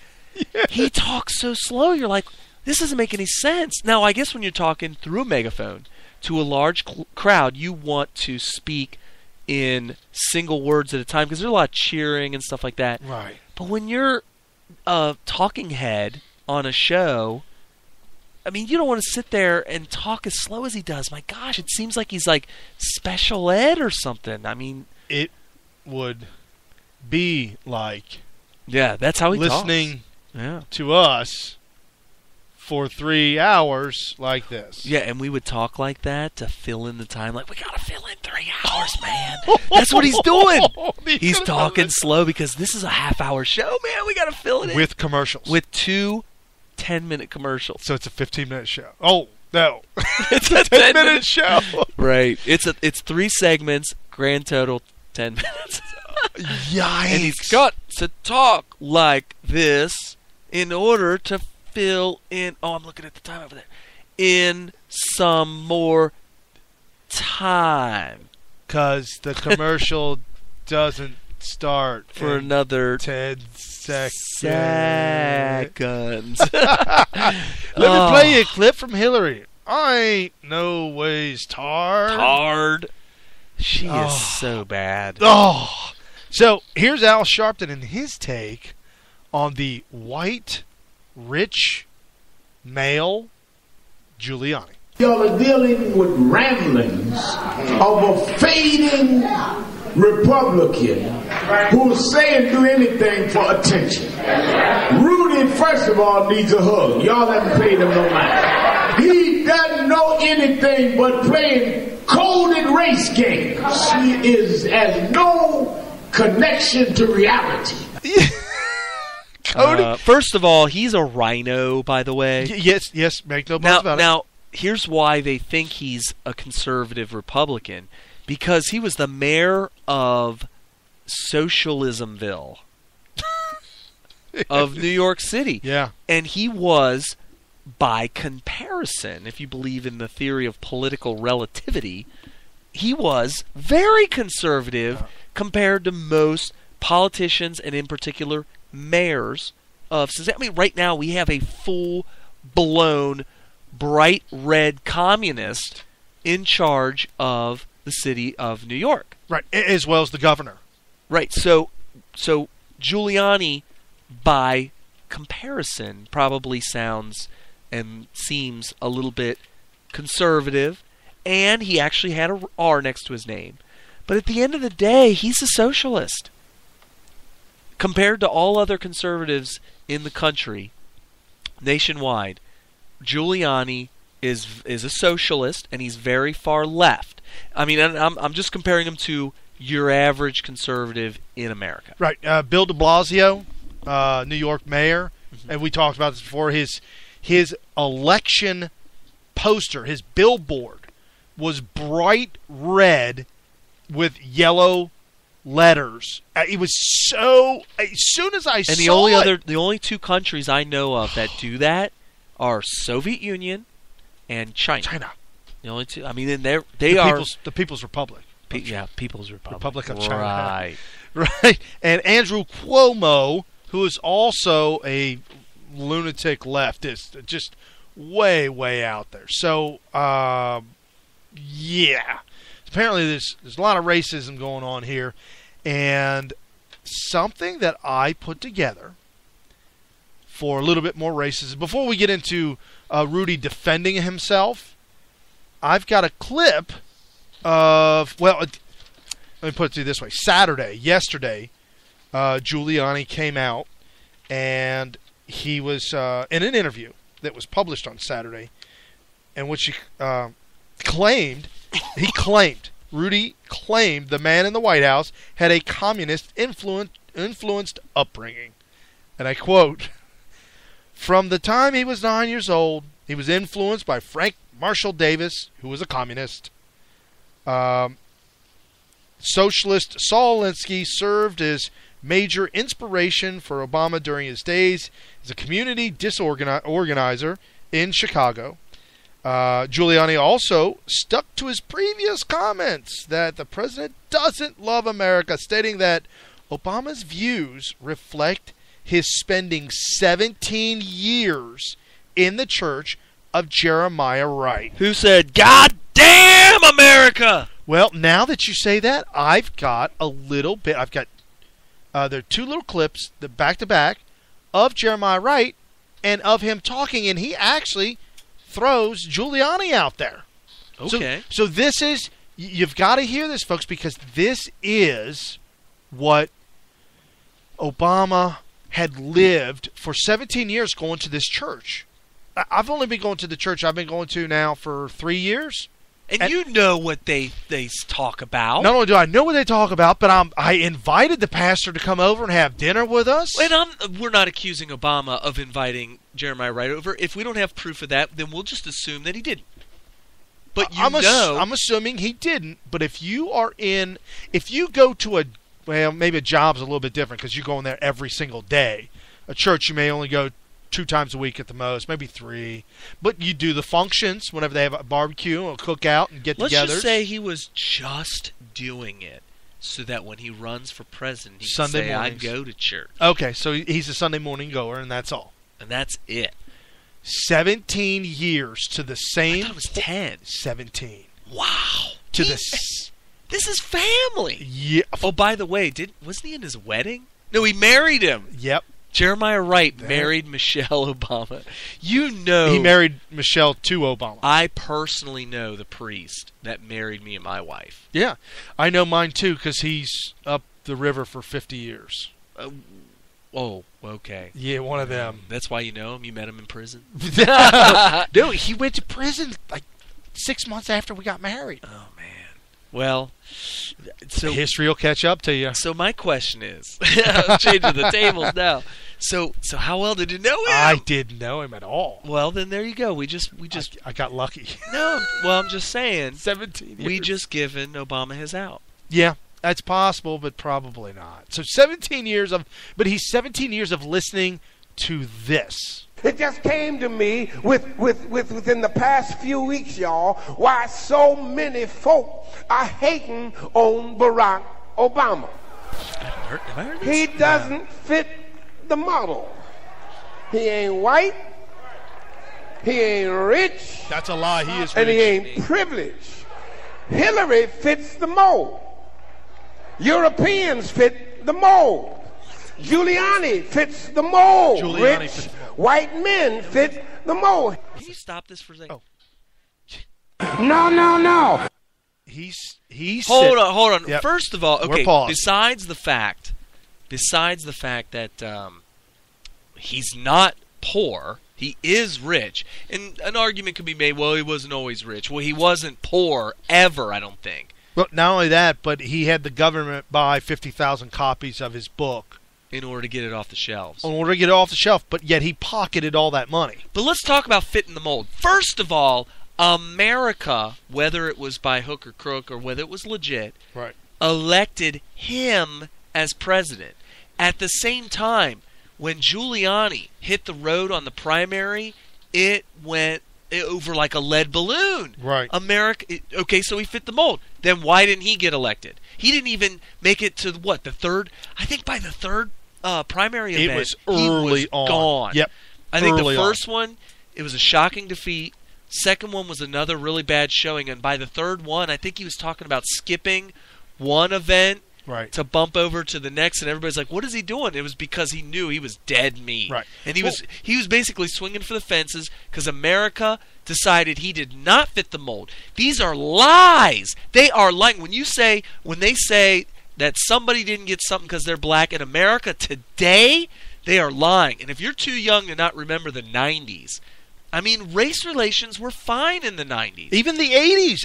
80s wasn't as good as the 90s. 90s was like, my gosh, I mean, I was going to public school through all that time. I know in the 90s nobody had problems or issues or even batted an eye about people dating. And a white person dating a black guy, a black girl dating a white guy. In the 80s or 90s? 90s. In the 90s. By the 90s, it started really getting... People were getting very warmed up to the fact of interracial dating. And right, stuff in like the that. early 80s, I remember... probably all the way up to the late 80s. The older folks, I'm not saying our parents, I'm saying the older folks, they were like, huh? What? Oh, yeah. My grandparents were just embarrassing. Right. Oh, and my grandfather just passed away now, so yeah, he was we can talk crap about it. Yeah, we can talk a lot of crap about it. He's World War II, greatest generation, and boy, did he harbor a lot of anger. Yeah, the generation. The world do something to you, though. Well, and the thing is I'd like to combat the racism, but I can only do so much. I'm battling against the world. Well, what about John Kerry? Doesn't he fit the mold according to Jeremiah Wright? Yeah, he lost. Barack Obama won. Let's talk about John Kerry and his privilege. Oh my goodness, he married into money. But he also had money. Well, yeah, but he literally doubled down, tripled down on his money by marrying into the Kraft family. No, Heinz. Or Heinz family. Heinz. What's Kraft? Sorry. Okay, he might even be more. I might be part of that too. You never know. They all own each other. They're all married. It's an incestuous relationship. Well, that's how they roll. Well, it's called royalty. I don't know. Yeah. So here's Jeremiah with a little bit more of his hate. The more. What? Here it comes. No. Not God bless America. God damn America. That's in the Bible. I did it. Yeah, Governments changed under Bill Clinton. We got a messed up welfare to work bill, but under Bill Clinton, we got a change. Under Bill Clinton, we got a messed up welfare to work bill, but under Clinton, blacks had an intelligent friend in the Oval Office. Oh, but governments changed. The election was stolen. We went from an intelligent friend to a dumb Dixiecrat, a rich Republican who has never held a job in his life, is against affirmative action, against education, I guess he is, against health care, against benefits for his own military, and gives tax breaks to the wealthiest contributors to his campaign. Governments change sometimes for the good and sometimes for the bad. Okay, well, I guess if you want to believe a bunch of lies, I mean, complete lies. And even where does that come from? Is it just like, hey, I don't believe, I'm a communist, I don't believe in the capitalist free market society that conservatives are trying to push, so I'm just going to do whatever I can, hook or by crook, lie about this guy to get everybody to not vote for him and vote for my communist buddies. Right. Or is it further than that? It's like, this guy's a white guy, so I don't like him. I mean, I know he's a racist. Well, he threw out there he's a rich white Republican. Like, he said the word Republican. But he said white. White. So it's important to him that white had something to do with it. Yeah. He believes that the fact that he's white was a very important part of what he was able to achieve. What's kind of funny is when you watch Jeremiah Wright on the videos and the cameras that pan around the church, you don't see any white people in there at all. No, I mean, what are they doing? How could you take that? How could you sit in the audience and take that kind of hate? Well, because guilt, white guilt. It's when you blame other people falsely or improperly for everything, right? Then you got a scapegoat for every little thing that you either do wrong in your life or for anything bad that may have happened. You just had a bad luck, right? And it just makes you feel better, I guess. All that hate makes people feel good somehow. It's like you're getting your own personal revenge on them. Wow. Just by hating on them. It's like you feel like you're passing on bad karma to them by wishing it on them. Like wishing that ill will comes on them, that somehow it will. It is the voodoo doll. Right. That's exactly what it is. It's gotta be. Oh, he, in his speech that I didn't get, just because I didn't think it was relevant, but now I'm thinking about it now, I think it's relevant. He went on and on about how Jesus was black and poor and suppressed by the white Romans, suppressed by the white Europeans. And he was poor, and the reason why he got what he got is because he was poor, he was black, he wasn't privileged. I'm like, huh? He's so hung up on the color of skin. Well, it sells. You make money on that. You know what? If anybody listening to this, I don't care who you are, white, black, but if you think, whether you're white or black, that anybody that believes in this stuff that he's trying to say, the skin color is everything, that this is something that would have been on the same level as Martin Luther King, right, or that Martin Luther King would approve of this, or no, not even remotely or that somehow close. that he. You know why they think that Martin Luther King would be with them? Why? Because he has black skin. Oh, of course. But they failed to remind everybody Martin Luther King was a Republican. Well, forget that. And conservative. Whatever. And became wealthy. And I agree with that. I agree with that. But what I'm saying is that can we not? Was he just lying, placating us, or by saying that we should judge everybody by the content of their character, not by the color of their skin? Right. Was he just saying that because he thought it would sound good? Because if he really meant it, then he would disagree with all of that. All the black people in Reverend Wright's church who are blaming white people or blaming their own skin color for whatever shortcomings they have.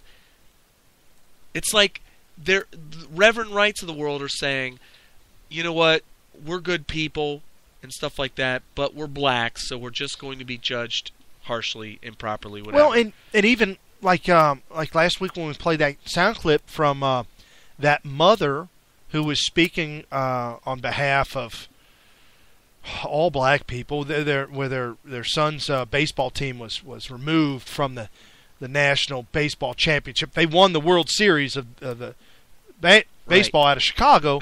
That's a good point. But they were banned because they violated the rules. Well, the mother came out and said, why's it always got to be when you're black and you make it successful, they're always going to come get us?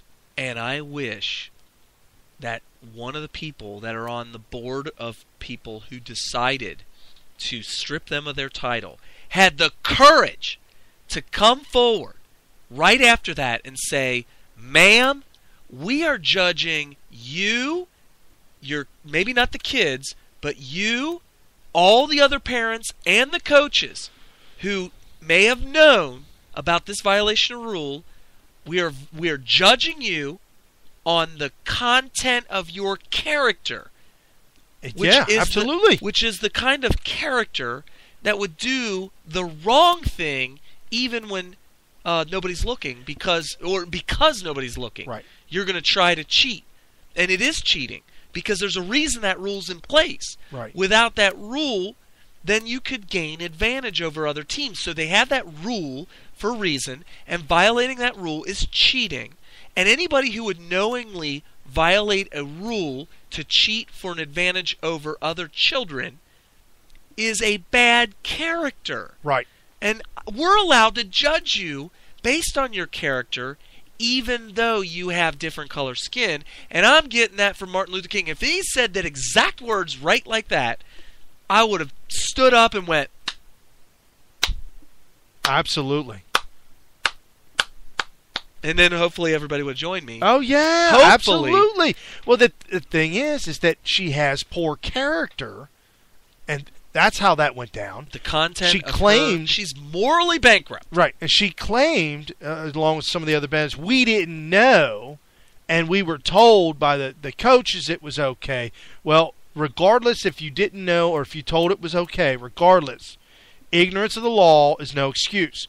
Your Honor, I didn't know there was a bullet in the gun when I fired it at my friend playing around and killed him. I didn't know.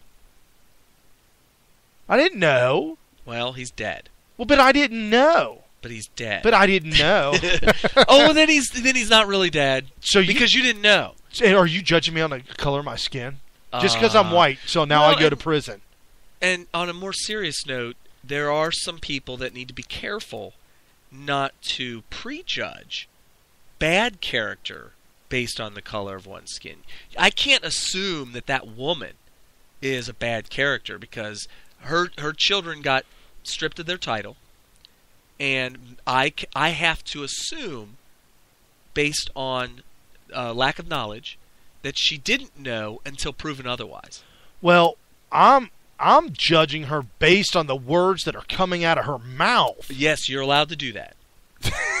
and when she's she telling me word for word, I am a racist. That's true. And I know that you, Whitey, are coming to get me. And the only reason you stripped us for this title is because of the color of our skin. Even though every indication is that you stripped us of this for cheating. Oh, because you said we cheated. And I that's why you took it. almost feel like she expects her to be allowed to cheat because of the color of her skin, and that us, as the board members, stripping her of the title is I'm losing track of my thoughts. That's all right. Well, hey, Giuliani actually came out this week to defend himself and all the hubbub and the hullabaloo and everything that was going down. Does he stick to his guns or does he back down? Well, he was on Fox and Friends with Steve Doocy. Ducey? Ducey. Oh, Ducey. Ducey. And this is what he said to the folks there. What I'm saying is that in his rhetoric, I very rarely hear him say the things that I used to hear Ronald Reagan say, the things I used to hear Bill Clinton say about how much he loves America. I do hear him criticize America much more often than other American presidents. And when it's not in the context of an overwhelming number of statements about the exceptionalism of America, it sounds like he's more of a critic than he is a supporter. And you can be a patriotic American and be a critic, but then you're not expressing that kind of love that we're used to from the president. Yeah, I mean, the apology tour, all that. I mean, I was sugarcoating it right there. Yeah. When he said patriotic, I thought that he was talking about Chris Christie. He said patriotic. Oh, my goodness. And, you can misspeak. Is that a red, white, and blue pastry? That's a pastry. You know what? Somebody listening to this show owns a bakery. You need to make a patriotic pastry. It's just going to be called patriotic. Yep. Oh my goodness! Then when you make money on that idea, come back and buy airtime. Actually, they won't. Well, they can buy airtime. That's cool. I'm cool with that. But they're not going to give us credit because it wasn't us that coined that phrase. No, it was Giuliani. That's cool, but we're saying to you, go ahead and make a patriotic pastry. We're giving you the green light.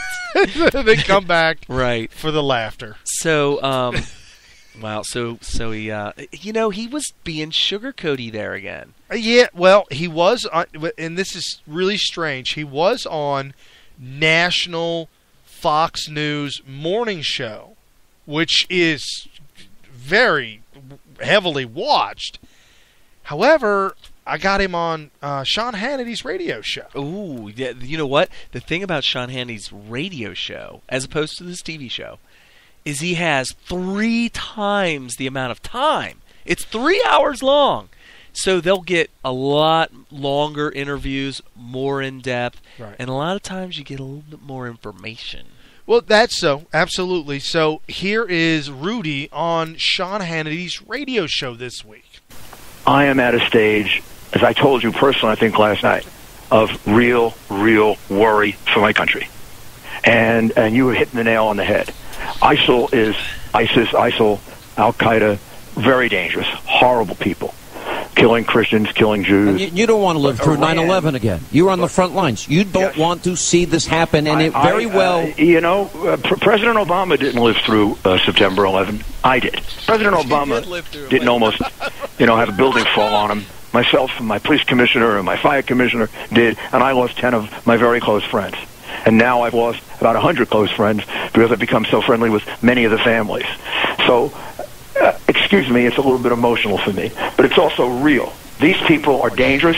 When they start chopping the heads of Christians off, when they start bombing Jews, we're moving in a direction that is exceedingly dangerous. All right, Mr. Mayor, I'm going to have the president to downplay it. For the nuts. president to say, and for Holder to say, this is a creation of Fox News.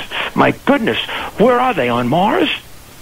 They are going to Mars, by the way. Right, and so Giuliani was blasted for that comment. How? How? I mean, the guy lost all these close friends. People, imagine you're listening right now, and you got all these colleagues at work, and you have friends that live in the neighborhood.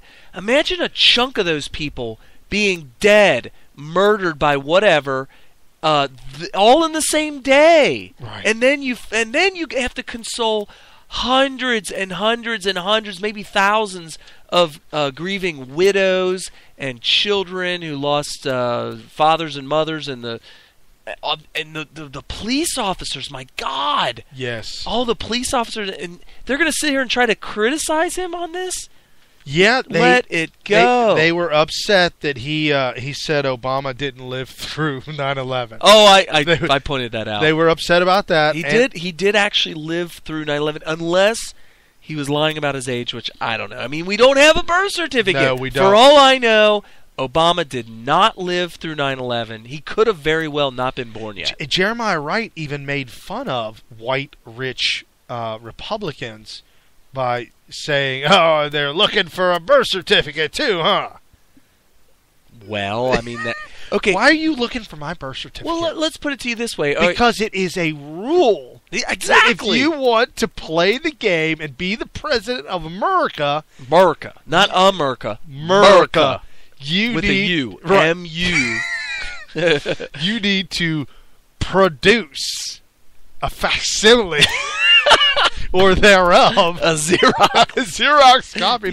You better bust out the old Xerox, and it better have the emblazoned, embroidered stamp, the raised stamp on. What's that called? A whatever. It better be embroidered. So, and here's the thing: it's in the Constitution that was written back in the 18th century. Right. So, for them to say that shouldn't be required is the first step that happened with the Obama revolution of just completely ignoring and I guess in effect eventually destroying, Control-Alt-Deleting the Constitution, therefore America as was founded. Right. No, absolutely. And with all the executive orders put in place, hundreds, maybe thousands of them by now? Well, we know for a fact. It's like 900 at least. So we got to be getting close to that 4-digit number, if not surpass it. Right. And we know for an absolute fact that in the year 2014, they pushed through 75,000 new regulations. Right. So all these executive orders and regulations have been carefully choreographed to make the new dictatorship a seamless transition. So, which would be the abolishment of the presidency by Obama to take over as dictator. That may be tinfoil hat for you. Well, and we even talked about this last week about how the litmus test for whether Obama wants to allow you to stay in as head of generals and the military top military brass, right? In order to not be pushed out and forced into retirement, you had to sign a document stating that you would in fact follow orders to turn your rifles onto American citizens and shoot them dead if ordered to do so by the new dictators. Right.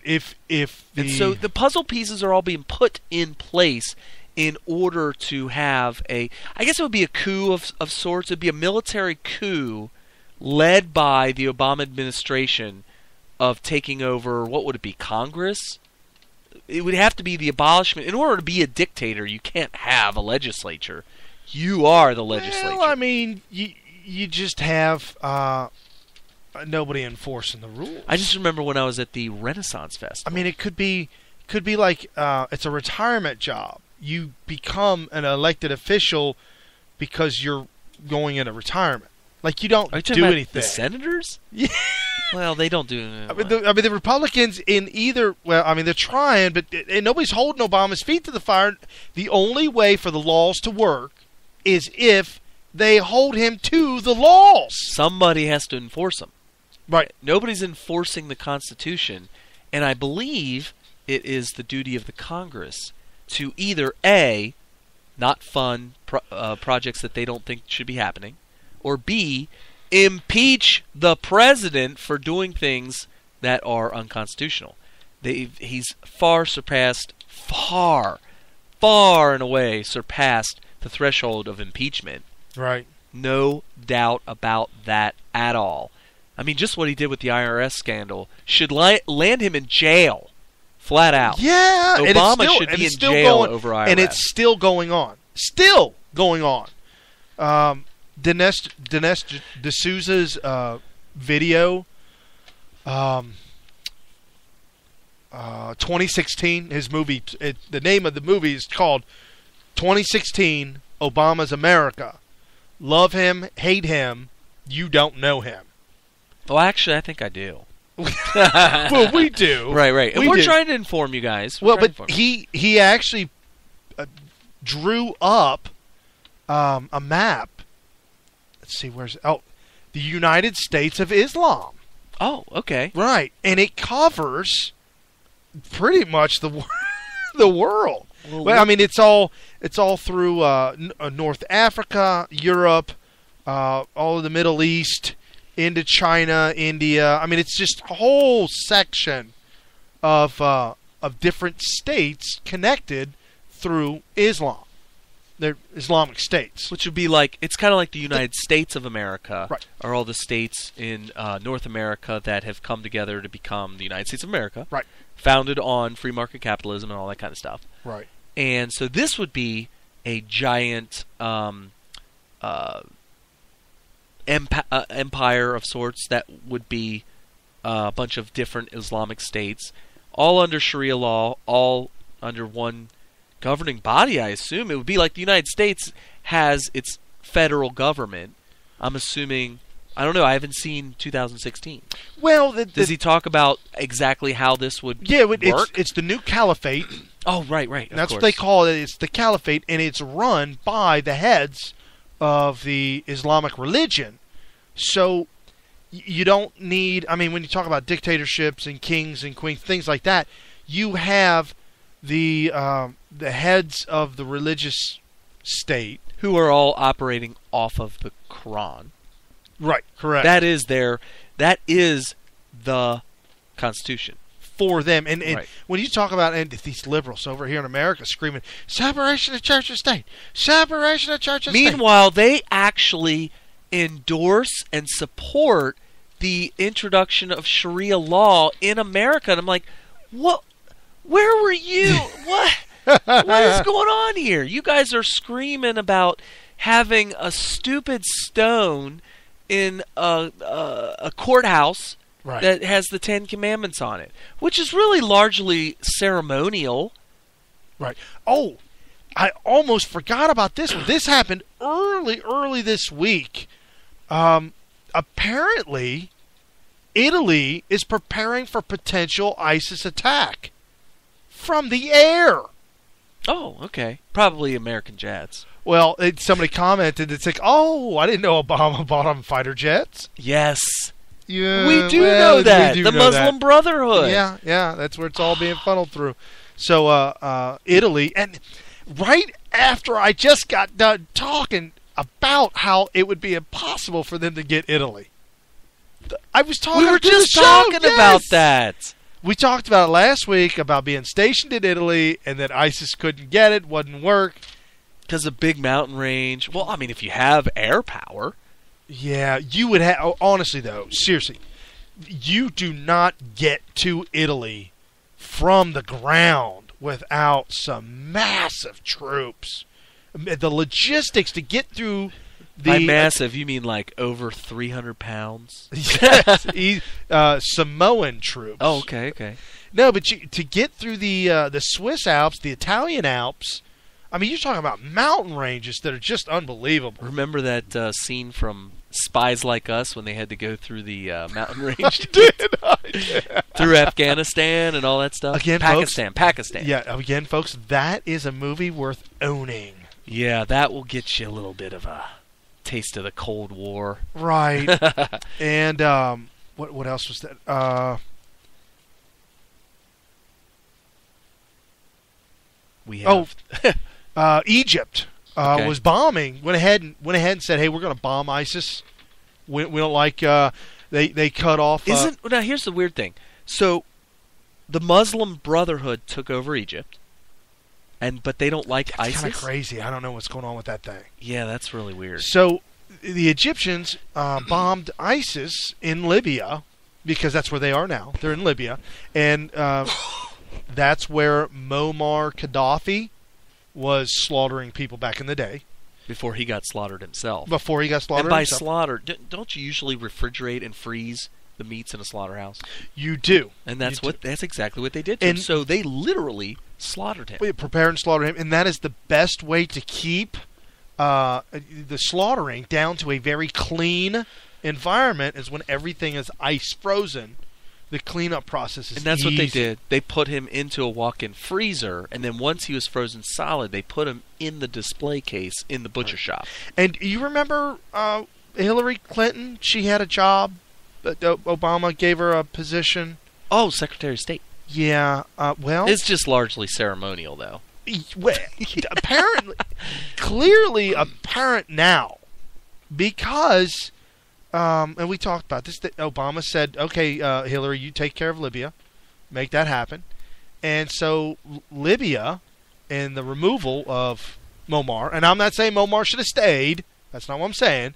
What I'm saying is that when these Democrats touch something, they mess it all up, and they're like, "Woo!" and run away.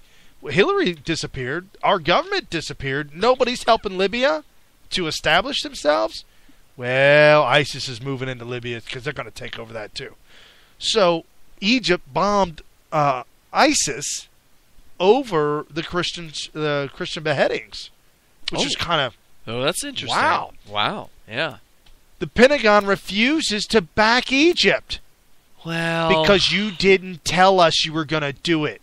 Oh man. Well, I mean, I can't really fault them on that decision. First of all, I kind of agree with that reasoning, but then at the same time, I thought the Muslim Brotherhood's in charge of Egypt right now. I thought so too. And if that's the case, it's already bad enough that we already sent them billions of dollars in military equipment. You should see their new vehicles they're driving. I am very jealous. It could be the stuff that ends up being used against us in World War III, which is obviously inevitable once the caliphate is established. Right. And here's my opinion. Maybe I'm naive, but I find it hard to believe, and maybe I am being naive, that the new caliphate, Islamic United States of Islam, right, ends up in an arms race with us with ICBMs. Ooh.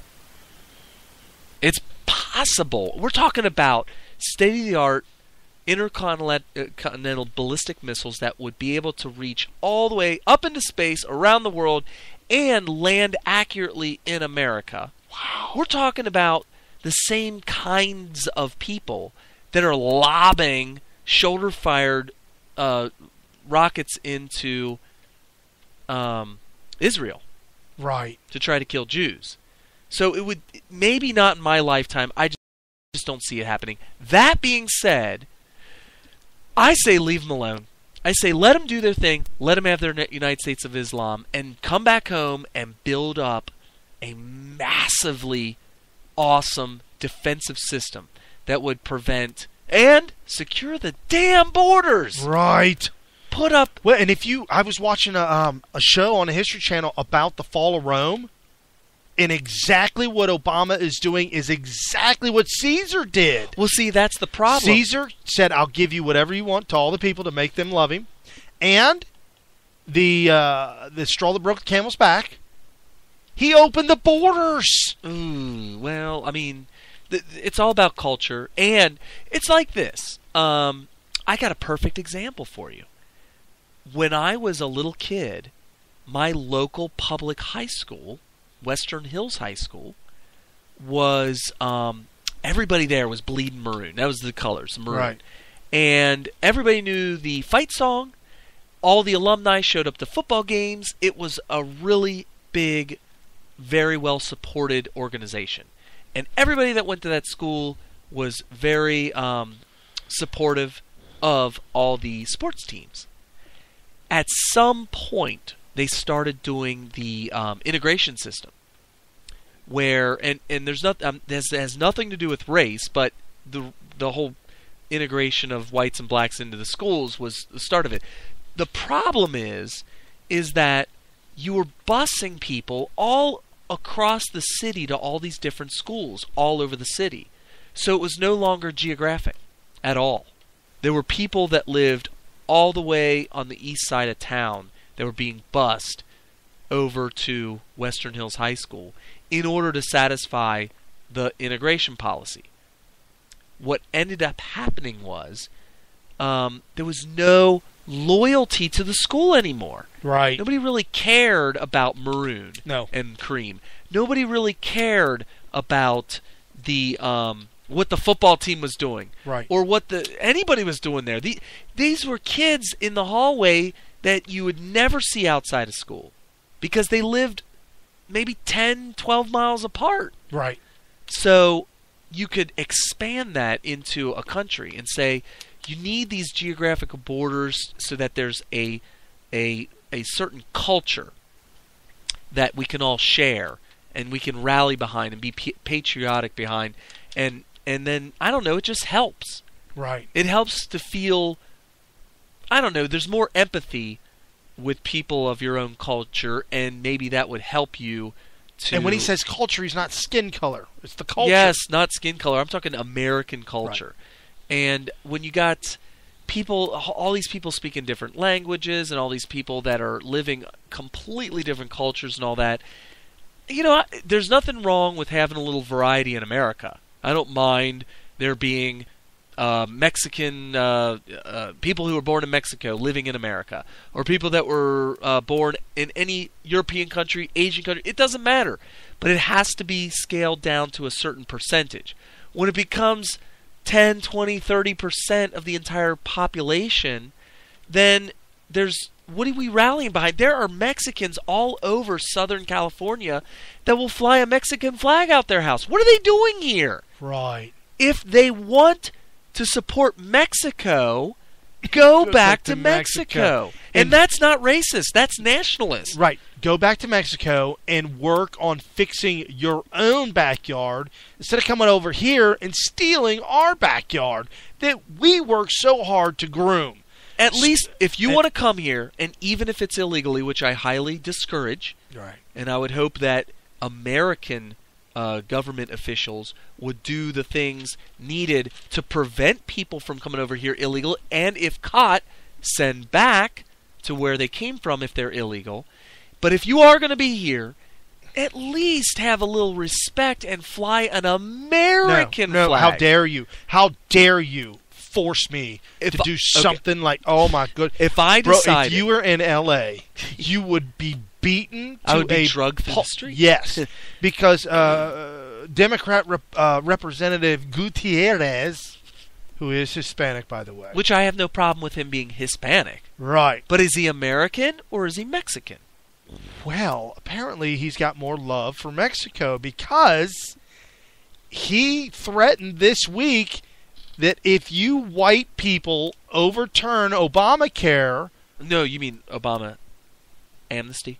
Oh, the amnesty. Yes, sir. If you overturn the amnesty, we're going to kill you. Kill? Yes. What do you mean, like dead? He said, yes, he said that that he's going to unleash the thugs under orders to do so. What thugs? You know, gangbangers. Well, why? What? How is this legal? Well, he's a Democrat, so... Yeah. I mean... And that's the problem with not holding the feet of law-breaking Democrats to the fire. Right. Is that, well, they're like, well, hell, if they're not going to bust me for breaking these laws, I guess it's open season. Right. And so now he's sitting here threatening law-abiding Americans. He wants to kill. Wait, are you serious? Yeah. This is nuts. Oh, well, I'm really insulted nuts. by that. Well, it's nuts. I could take that as it's a direct nuts that threat. Vanilla Ice was burglaring a home this week and got arrested. That's what's nuts. He's a home improvement guy. Apparently, he was stealing some jewelries. Well, he gets hundreds of thousands of dollars for some of the I don't project. even know why they put that up there. Oh, my gosh. Another thing that I was coming up with this week, top brass, top generals are having a major problem with what Obama's doing in the Middle East with this fight against ISIL, ISIS. Apparently, we're not going to start calling it ISIL, are we? No, I'm just making fun of the whole thing.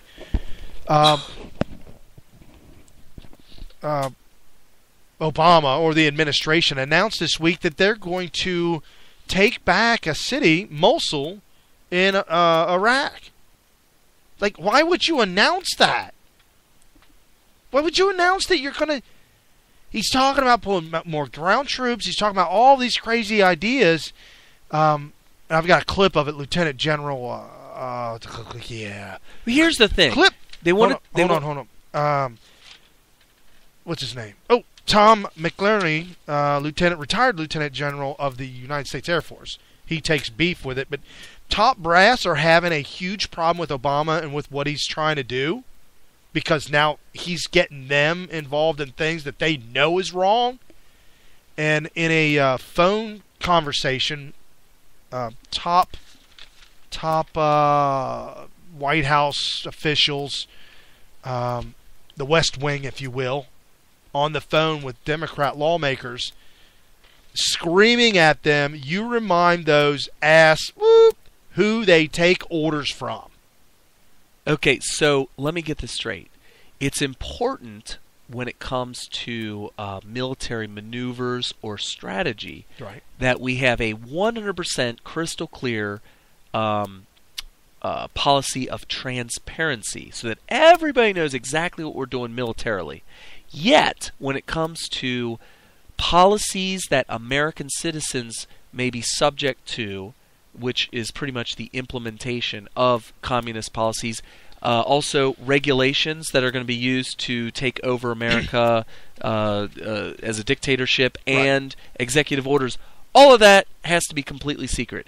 Amnesty, Obamacare, all of that has to be remain under a shroud of secrecy, while meanwhile military strategy has to be completely transparent. He's talking about ground troops already.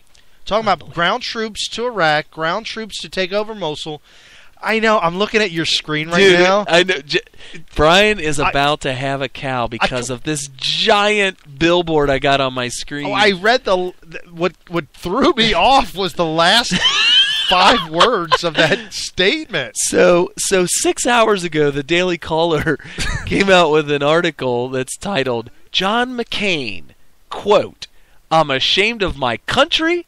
I'm ashamed of my president. I'm ashamed of myself." Because that's good, because I am ashamed of all of that except for my country. I'm not ashamed of my country.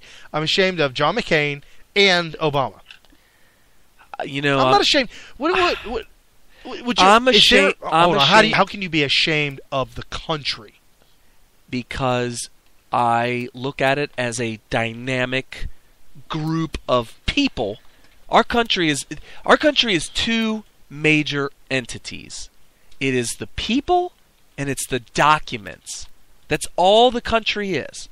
And the documents are pretty much all the laws in place, but if you could boil it down to the original founding, you could say the Constitution, whatever.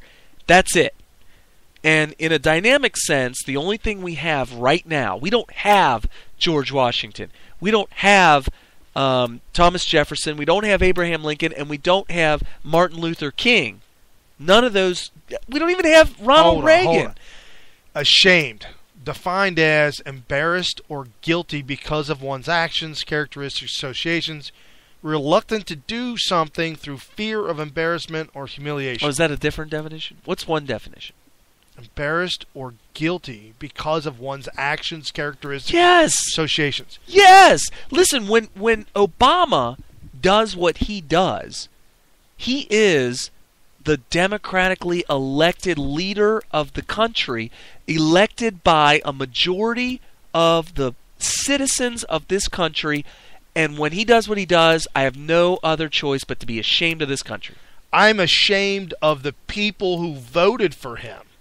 Right, which is... specifically the ones that we know that are Republican that never would have voted for a Democrat in the hopes of ending racial strife.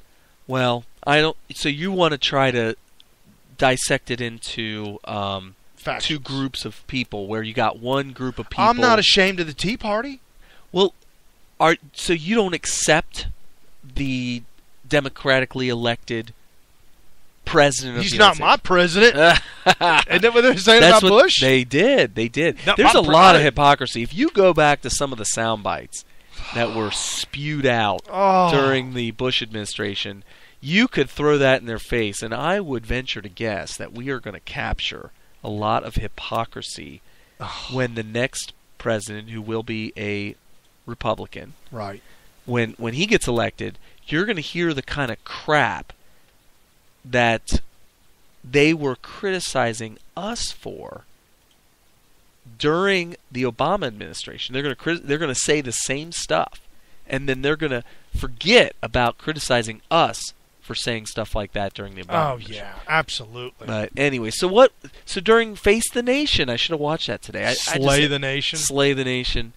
Oh, he was handling an ongoing standoff between Russia and Ukraine that surprised host Bob Schieffer. I'm ashamed of my country, ashamed of my president, and ashamed of myself that I haven't done more to help these people. And by these people, he means Ukraine. Well, did you hear that this week, England, the story's right here. I got the story right here. England scrambled. British planes intercept Russian bombers. That looks like the Cold War 4-engine bomber. Does it have the 8 propellers on it? No. Have you ever seen how that works? They have the shaft that comes out that the prop is hooked to. Normal aircraft have one prop. Oh, this does have 2, one on either. Okay. Yeah, so it has 8. It has 4 engines with 8 total props, and they actually rotate in opposite directions. When I was at GE, they developed an aircraft like that, and they called it a what did they call it? It was some sort of a ductless turboprop or something like that. Okay. So it doesn't have a duct around it, but somehow by rotating in the opposite direction, it creates more thrust somehow. Yeah, apparently 2 Russian planes came into British territory, and they were escorted until they were out of the UK area of interest. Okay. So they lost track of where they were going. Right, and there was a ceasefire called by... world leaders announced Thursday that there was a ceasefire between the Ukraine and Russia. But it's clearly apparent they forgot to tell Putin. That there was a ceasefire? Right. Between who? Russia and the Ukraine. Oh, so Putin commenced the firing. No, he never stopped. Oh! So he never even said ceasefire. No, he's looking at ISIL doing what they're doing, ISIS doing what they're doing, and he's like, they're hitting it from the south. I'm gonna get why the getting's good. Well, so there's a ceasefire. Now, do you think Putin knew that there was a ceasefire? Because I'm thinking he's charging through the lines, blasting, and saying, why are they not shooting back? This is kind of cool. I think he actually came out and made a comment, said, I'm not done. I'm not finished. Because they're not all dead, is what he's right. This is an all-in it's the battle. OK Corral. Right. Now I'm not finished. Which is the one where there were no survivors? There was the Alamo. Right. And there was the Colonel Mustard. Last Stand. Custard's last Colonel stand. Mustard. Right. Yeah. Custard's last stand. He did it with the candlestick. Well, I got it all screwed up because one of my buddies on Facebook decided to blast his entire Facebook friends and said, y'all ever seen that movie Clue? Okay, yeah. Because I think it is the all-time greatest classic that it was ever made. It with was. Tim Curry. Yeah, it was funny. And Susan Sarandon was in it, apparently. Yeah. Oh, wow. That's unfortunate. Well, and this whole thing that we're talking about, and I know this is a little obscure, and I'm not trying to segue anything, but we're throwing out the last bit of info that we have before the show is over. We just got about 20 minutes left. And there is a 70-year-old grandmother, who sells flowers. She has a a whole botanical garden, whatever you want to call it, and she's being sued for not selling flowers to a gay wedding, which I think a lawyer could tear that apart and say it's not a wedding because you're gay. And there's no such word as gay wedding. Oh, if she can show that she only sells flowers for weddings only, she could make the argument that, well, it's not a wedding. Right. Unless you call it something else. I don't know what I don't know what that is. So my question is, what state is this? I mean, does she live in a state where the oxymoronic gay marriage is legal? And do you remember? Oh, that's true. It's oxymoronic because by definition, gay people cannot marry. So gay marriage is an oxymoron. Right. By definition. Although there are new definitions. Oh, the state, it's in Washington. That's got to be legal. Court ruled recently that both the state and the same-sex couple may collect damages and attorney fees. Not only now, what kind of damage could it be? Hold on. Not only from her, but also for her business, but also for her personally. They're going after her house and her business. Of course they are. It's communist. They're going to. This is a very productive citizen, American citizen in our society who's productively contributing to our society to make it a better world. She's providing jobs for other people. She's paying her business tax, her personal tax. And she's denying gay marriage, which is very productive. Extremely. Think about it. Gay, a man and a man, they're not going to produce an offspring. Right. They're not going to spawn. And by the way, gays can marry. A man, a gay man, can marry a woman. Absolutely. And a gay woman can marry a man. So don't talk to me about civil rights. You have the right to get married. Right. All right. And if you don't want to exercise your God-given right to marry the member of an opposite sex, then, hey, it's a free country. Go ahead and do what you want to do. 100% free, and you are allowed to marry whoever you want. Yeah, you are. As long as it fits the definition of marriage. Absolutely. Yeah. I mean, don't tell me, well, I can't marry the same sex. Right. That's because that wouldn't be marriage. I can't marry my dog. Well, that wouldn't be marriage either. It's something that was brought up. Oh, I know it may sound a little weird, so just stick with me. But what hasn't sounded weird? Yeah. Glenn Beck's show, Glenn brought up a very valid point. And somebody had, I think it might have even been a lawyer who constructed this scenario. If a man and a man are allowed to marry, which means you change the definition of marriage, okay? You have to change the definition of what it means. Okay. Then a father, say he's in his 90s, on his deathbed, he marries his 50-year-old son to avoid all death tax. Oh, who did that? Beck. No, somebody, he got it from somebody else. Right. It was Jeremy Irons. I think it was Jeremy Irons, who's a famous actor, which is shocking. But I don't know how famous he is. The only movie that I know that he was in was Stanley Kubrick's Lolita. But think about it. I mean, you could feasibly. Why not? Yeah. So he decided if he marries his son, he could avoid all death taxes, because now. Yep. He doesn't inherit it. He already has it because he married his son. Right. Yeah, I think it was Jeremy Irons. In fact, let's take a look. So it's just a pass on. That's all you do. You're just passing things on, passing it forward. While you're looking up that, we talked about the Obamacare implosion. Let me just read this off real quick. Okay. 800,000 tax returns are messed up, and the HHS, Human Health Services, sent out a memo to everyone saying, do not leave tax forms on the copy machine. So apparently people who work for HHS that are sending tax forms to the IRS are leaving people's tax returns in open, plain sight for anybody to pick up and walk off with. So that's becoming a nightmare. And 800,000 errors affected people who live in 37 states using healthcare.gov. They either are going to pay a lot more for the insurance or they're not going to pay enough.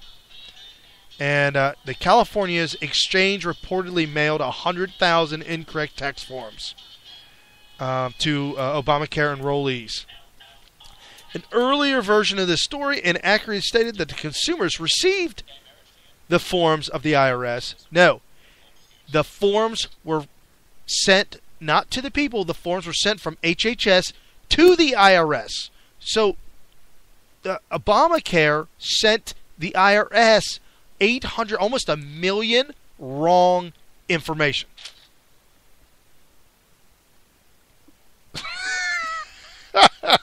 And they're telling everybody right now, if you elected for Obamacare, don't do anything. Hold off. We're going to extend the enrollment period. We're going to get through this together. And it sounds like it's a desperate attempt to try to get a couple extra enrollees while the getting's good, because they are hurting big time, big time. But they're okay. They're like, that's okay. Imagine all the flood of money we're going to get from all the fines from people not signing up. Oh, they will. They will. You watch.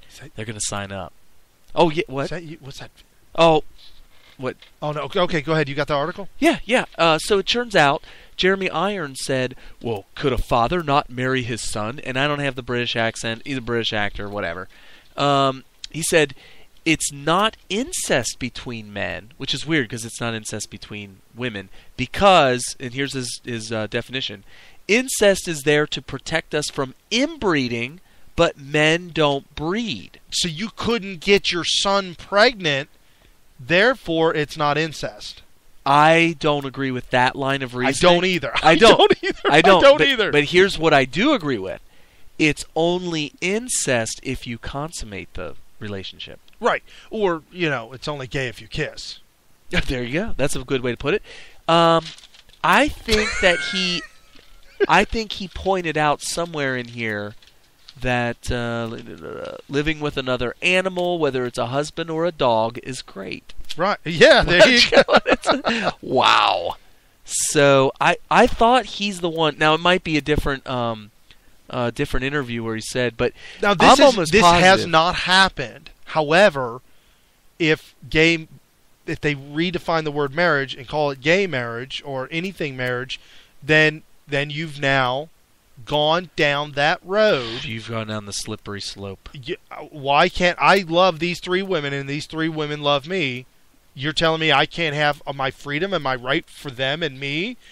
And above all else, why is the government involved in this? That is a really odd thing, isn't it? Like they really want a piece of this action, other than the fact that it's don't let a crisis go to waste, or drum up a crisis when you can, or find a way to inflame, no pun intended for the gay men out there, but not to inflame the gay community in some because form they're or fashion. Already as inflamed as you can possibly be. Right, they're inflamed already, but what Obama's doing is he's inflaming the minorities to come back, and not only that, but he's trying to make everybody think that, everybody's 50% of the people are gay. No, it's less than 2% of the population. Is it 2? Yes, it's less than 2%. Oh, wow. Even you did. I was thinking, and they said they were being at least 5. They were being extremely generous too, because they were including people who had a one-time slip. Well, think of it this way: 2% is actually 1 out of 50 people. So that sounds about right. Yeah, that's probably about right. So 2%'s about right. But I'm done with the gay marriage. Yeah, we got to finish this up real quick. CNN. Okay. Shocked. About what? All right, so the economy improving, so that should be boosting the president's approval ratings, right? We like that when we have money in our pocket. Oh, do we? So we don't? Chief business correspondent Christine Roman's here with the numbers and implications. What do you see, my friend? He doesn't get any love for the improving economy. The economy has been improving. When you look at He's just making this stuff up. He doesn't get any love for the improving. And then Thanks she for goes telling on, me that. And then she goes on for about 15 minutes about how the economy is boosting. So for those of you at home, this is what this means, and you should learn this. This is called making the news. Right. It's when the news outlet wants to tell you what they want you to believe. So they have a certain goal of getting the people that listen to them, the listeners, to believe something. Right. So they tell you what you're supposed to believe. Has nothing to do with reality, has nothing to do with truth, has nothing to do with facts anywhere. They just tell you, this is what we want you to believe. We want you to believe that you have more money in your pocket, that you should be feeling better about the economy because the economy's better, none of which, there's no facts to back any of this up whatsoever. Nope. Not at all. And they're showing their cards. They're tipping their hand by saying, but it's not really helping his approval rating. You know why? Because it's not improving. No. Okay, so that's my little education for the day on the the role of the media in shaping the news. Absolutely, because that's just what they do. Hey, I've got more push for the Keystone Pipeline. About time. Apparently, there was a train derailment that fuels the debate, and the train had all the train cars were filled with oil, and the train wrecked. And, okay. Yeah. So apparently, in West Virginia, a bunch of right wingers decided to derail a oil train in order to drum up support for the Keystone Pipeline to the tune of 3 million gallons of crude oil. Right. Was it? I guess it was probably wrecked in a very desolate area where nobody could get hurt because they just want to wreck it in order to make the headlines necessary to drum up. It was they support they for were the trying pipeline. to make it really bad because it went into the Kawana River. Oh, so they said, here's a place where we're not going to kill anybody, but we're going to make sure that we get felt. Right. Yep. So they wrecked it for the Keystone Pipeline. And here's the thing, the Keystone Pipeline, the opposition to it, you're going to hear, you're going to kill the spotted turtle and the horned owl and all this stuff with these pipes in the middle of the wilderness or whatever. But here's the truth. Oil is organic. Well, no, the truth is that they want you to believe in global warming. Yeah. And so they have to fight the Keystone Pipeline to keep the warming of the globe. Well, to keep the warming of the globe in the consciousness of the low information voter. Right. So that they can continue. It's actually all a part of the greater scheme of brainwashing you into supporting the communist policies required to combat the fake global warming. Yep, absolutely, 100%. Now, how about this story? This might inflame you.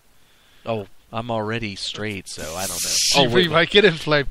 A retired teacher who's on his pension, collecting his money, is a very gun enthusiast, but in the sense of 100-year-old guns. Oh, so he's 2, a 3, 4 100-year-old guns. Museum right. Curator. And he does. He has a lot of them, and he lives in New Jersey, and he had just bought a flintlock from the 1700s. Okay.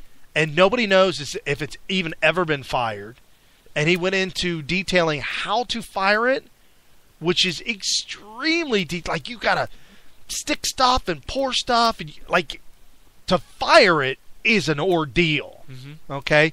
Well, he was pulled over after buying this. It was wrapped up in a cloth, because it's an antique, in his glove compartment, and he told the officer, which is his first mistake, by the way, folks, don't talk to cops. Fifth Amendment. Don't talk to them. Don't say nothing to them. Don't talk to them. So apparently he told the cop that was in there, cop confiscated it. He is now looking at 10 years in prison and will lose his pension. This sounds like something straight out of Mexico with the Marines. Yeah. He's looking at losing his pension, which means he has no income. On what grounds do you lose your pension? Because it has to do with the government schooling system, and that's the whole article went into. Okay, so for all you bureaucrats, 10 years in teachers, prison. He's 70 years old, and he's looking at 10 years in prison. That's pretty much a life sentence. Because he was exercising his Second Amendment right. Correct. What was the charge? That he had unsecured firearms? You're not apparently in New Jersey. New Jersey's one of the strictest. Just to point New out, Jersey has very strict laws. Let's keep everything really clear here. The right to bear arms doesn't end when you enter a car. So all laws out there that make it illegal for you to bear arms in a car, in public, wherever, as long as it's a public land. If you go to private land, the private citizen who owns the land has a right to tell you, hey, we don't want arms here, whatever. But if you're in a public place, or in a car, or whatever, in a public place, it is illegal for the government to write a law prohibiting you from bearing those arms. Right. Period. It's that simple. Can we not get any more simple than that? Okay. That's my spiel. So. No, I'm with you 100%. Okay. I know we're getting short on time. So yeah, we're almost there. But anyway, so it's very upsetting. All these things are just coming down the pipeline. This is what happens when you vote the wrong people into power, and they wield that power as corrupt as they are. They start wielding it and just going ape with it and doing whatever they want. I mean, when you're looking at elections and elections that have consequences, when you do not understand who you're voting for, and you don't understand the ideologies of conservatism, libertarianism, communism, liberalism, you got to understand this stuff and be able to translate what people are saying to you. Not just politicians, but the talking heads in the news media and the propagandists in Hollywood who are making the mass media for you low information voters out there. Right. You got to be able to identify what they're saying and what it means in an ideological sense, and whether or not it is just trying to fill your head with a bunch of lies in order for you to be brainwashed into supporting those kind of agenda items. It's as simple as that. Yeah. Learn it. Without a doubt. Listen to us, and eventually you'll start to, understand how it works. Right.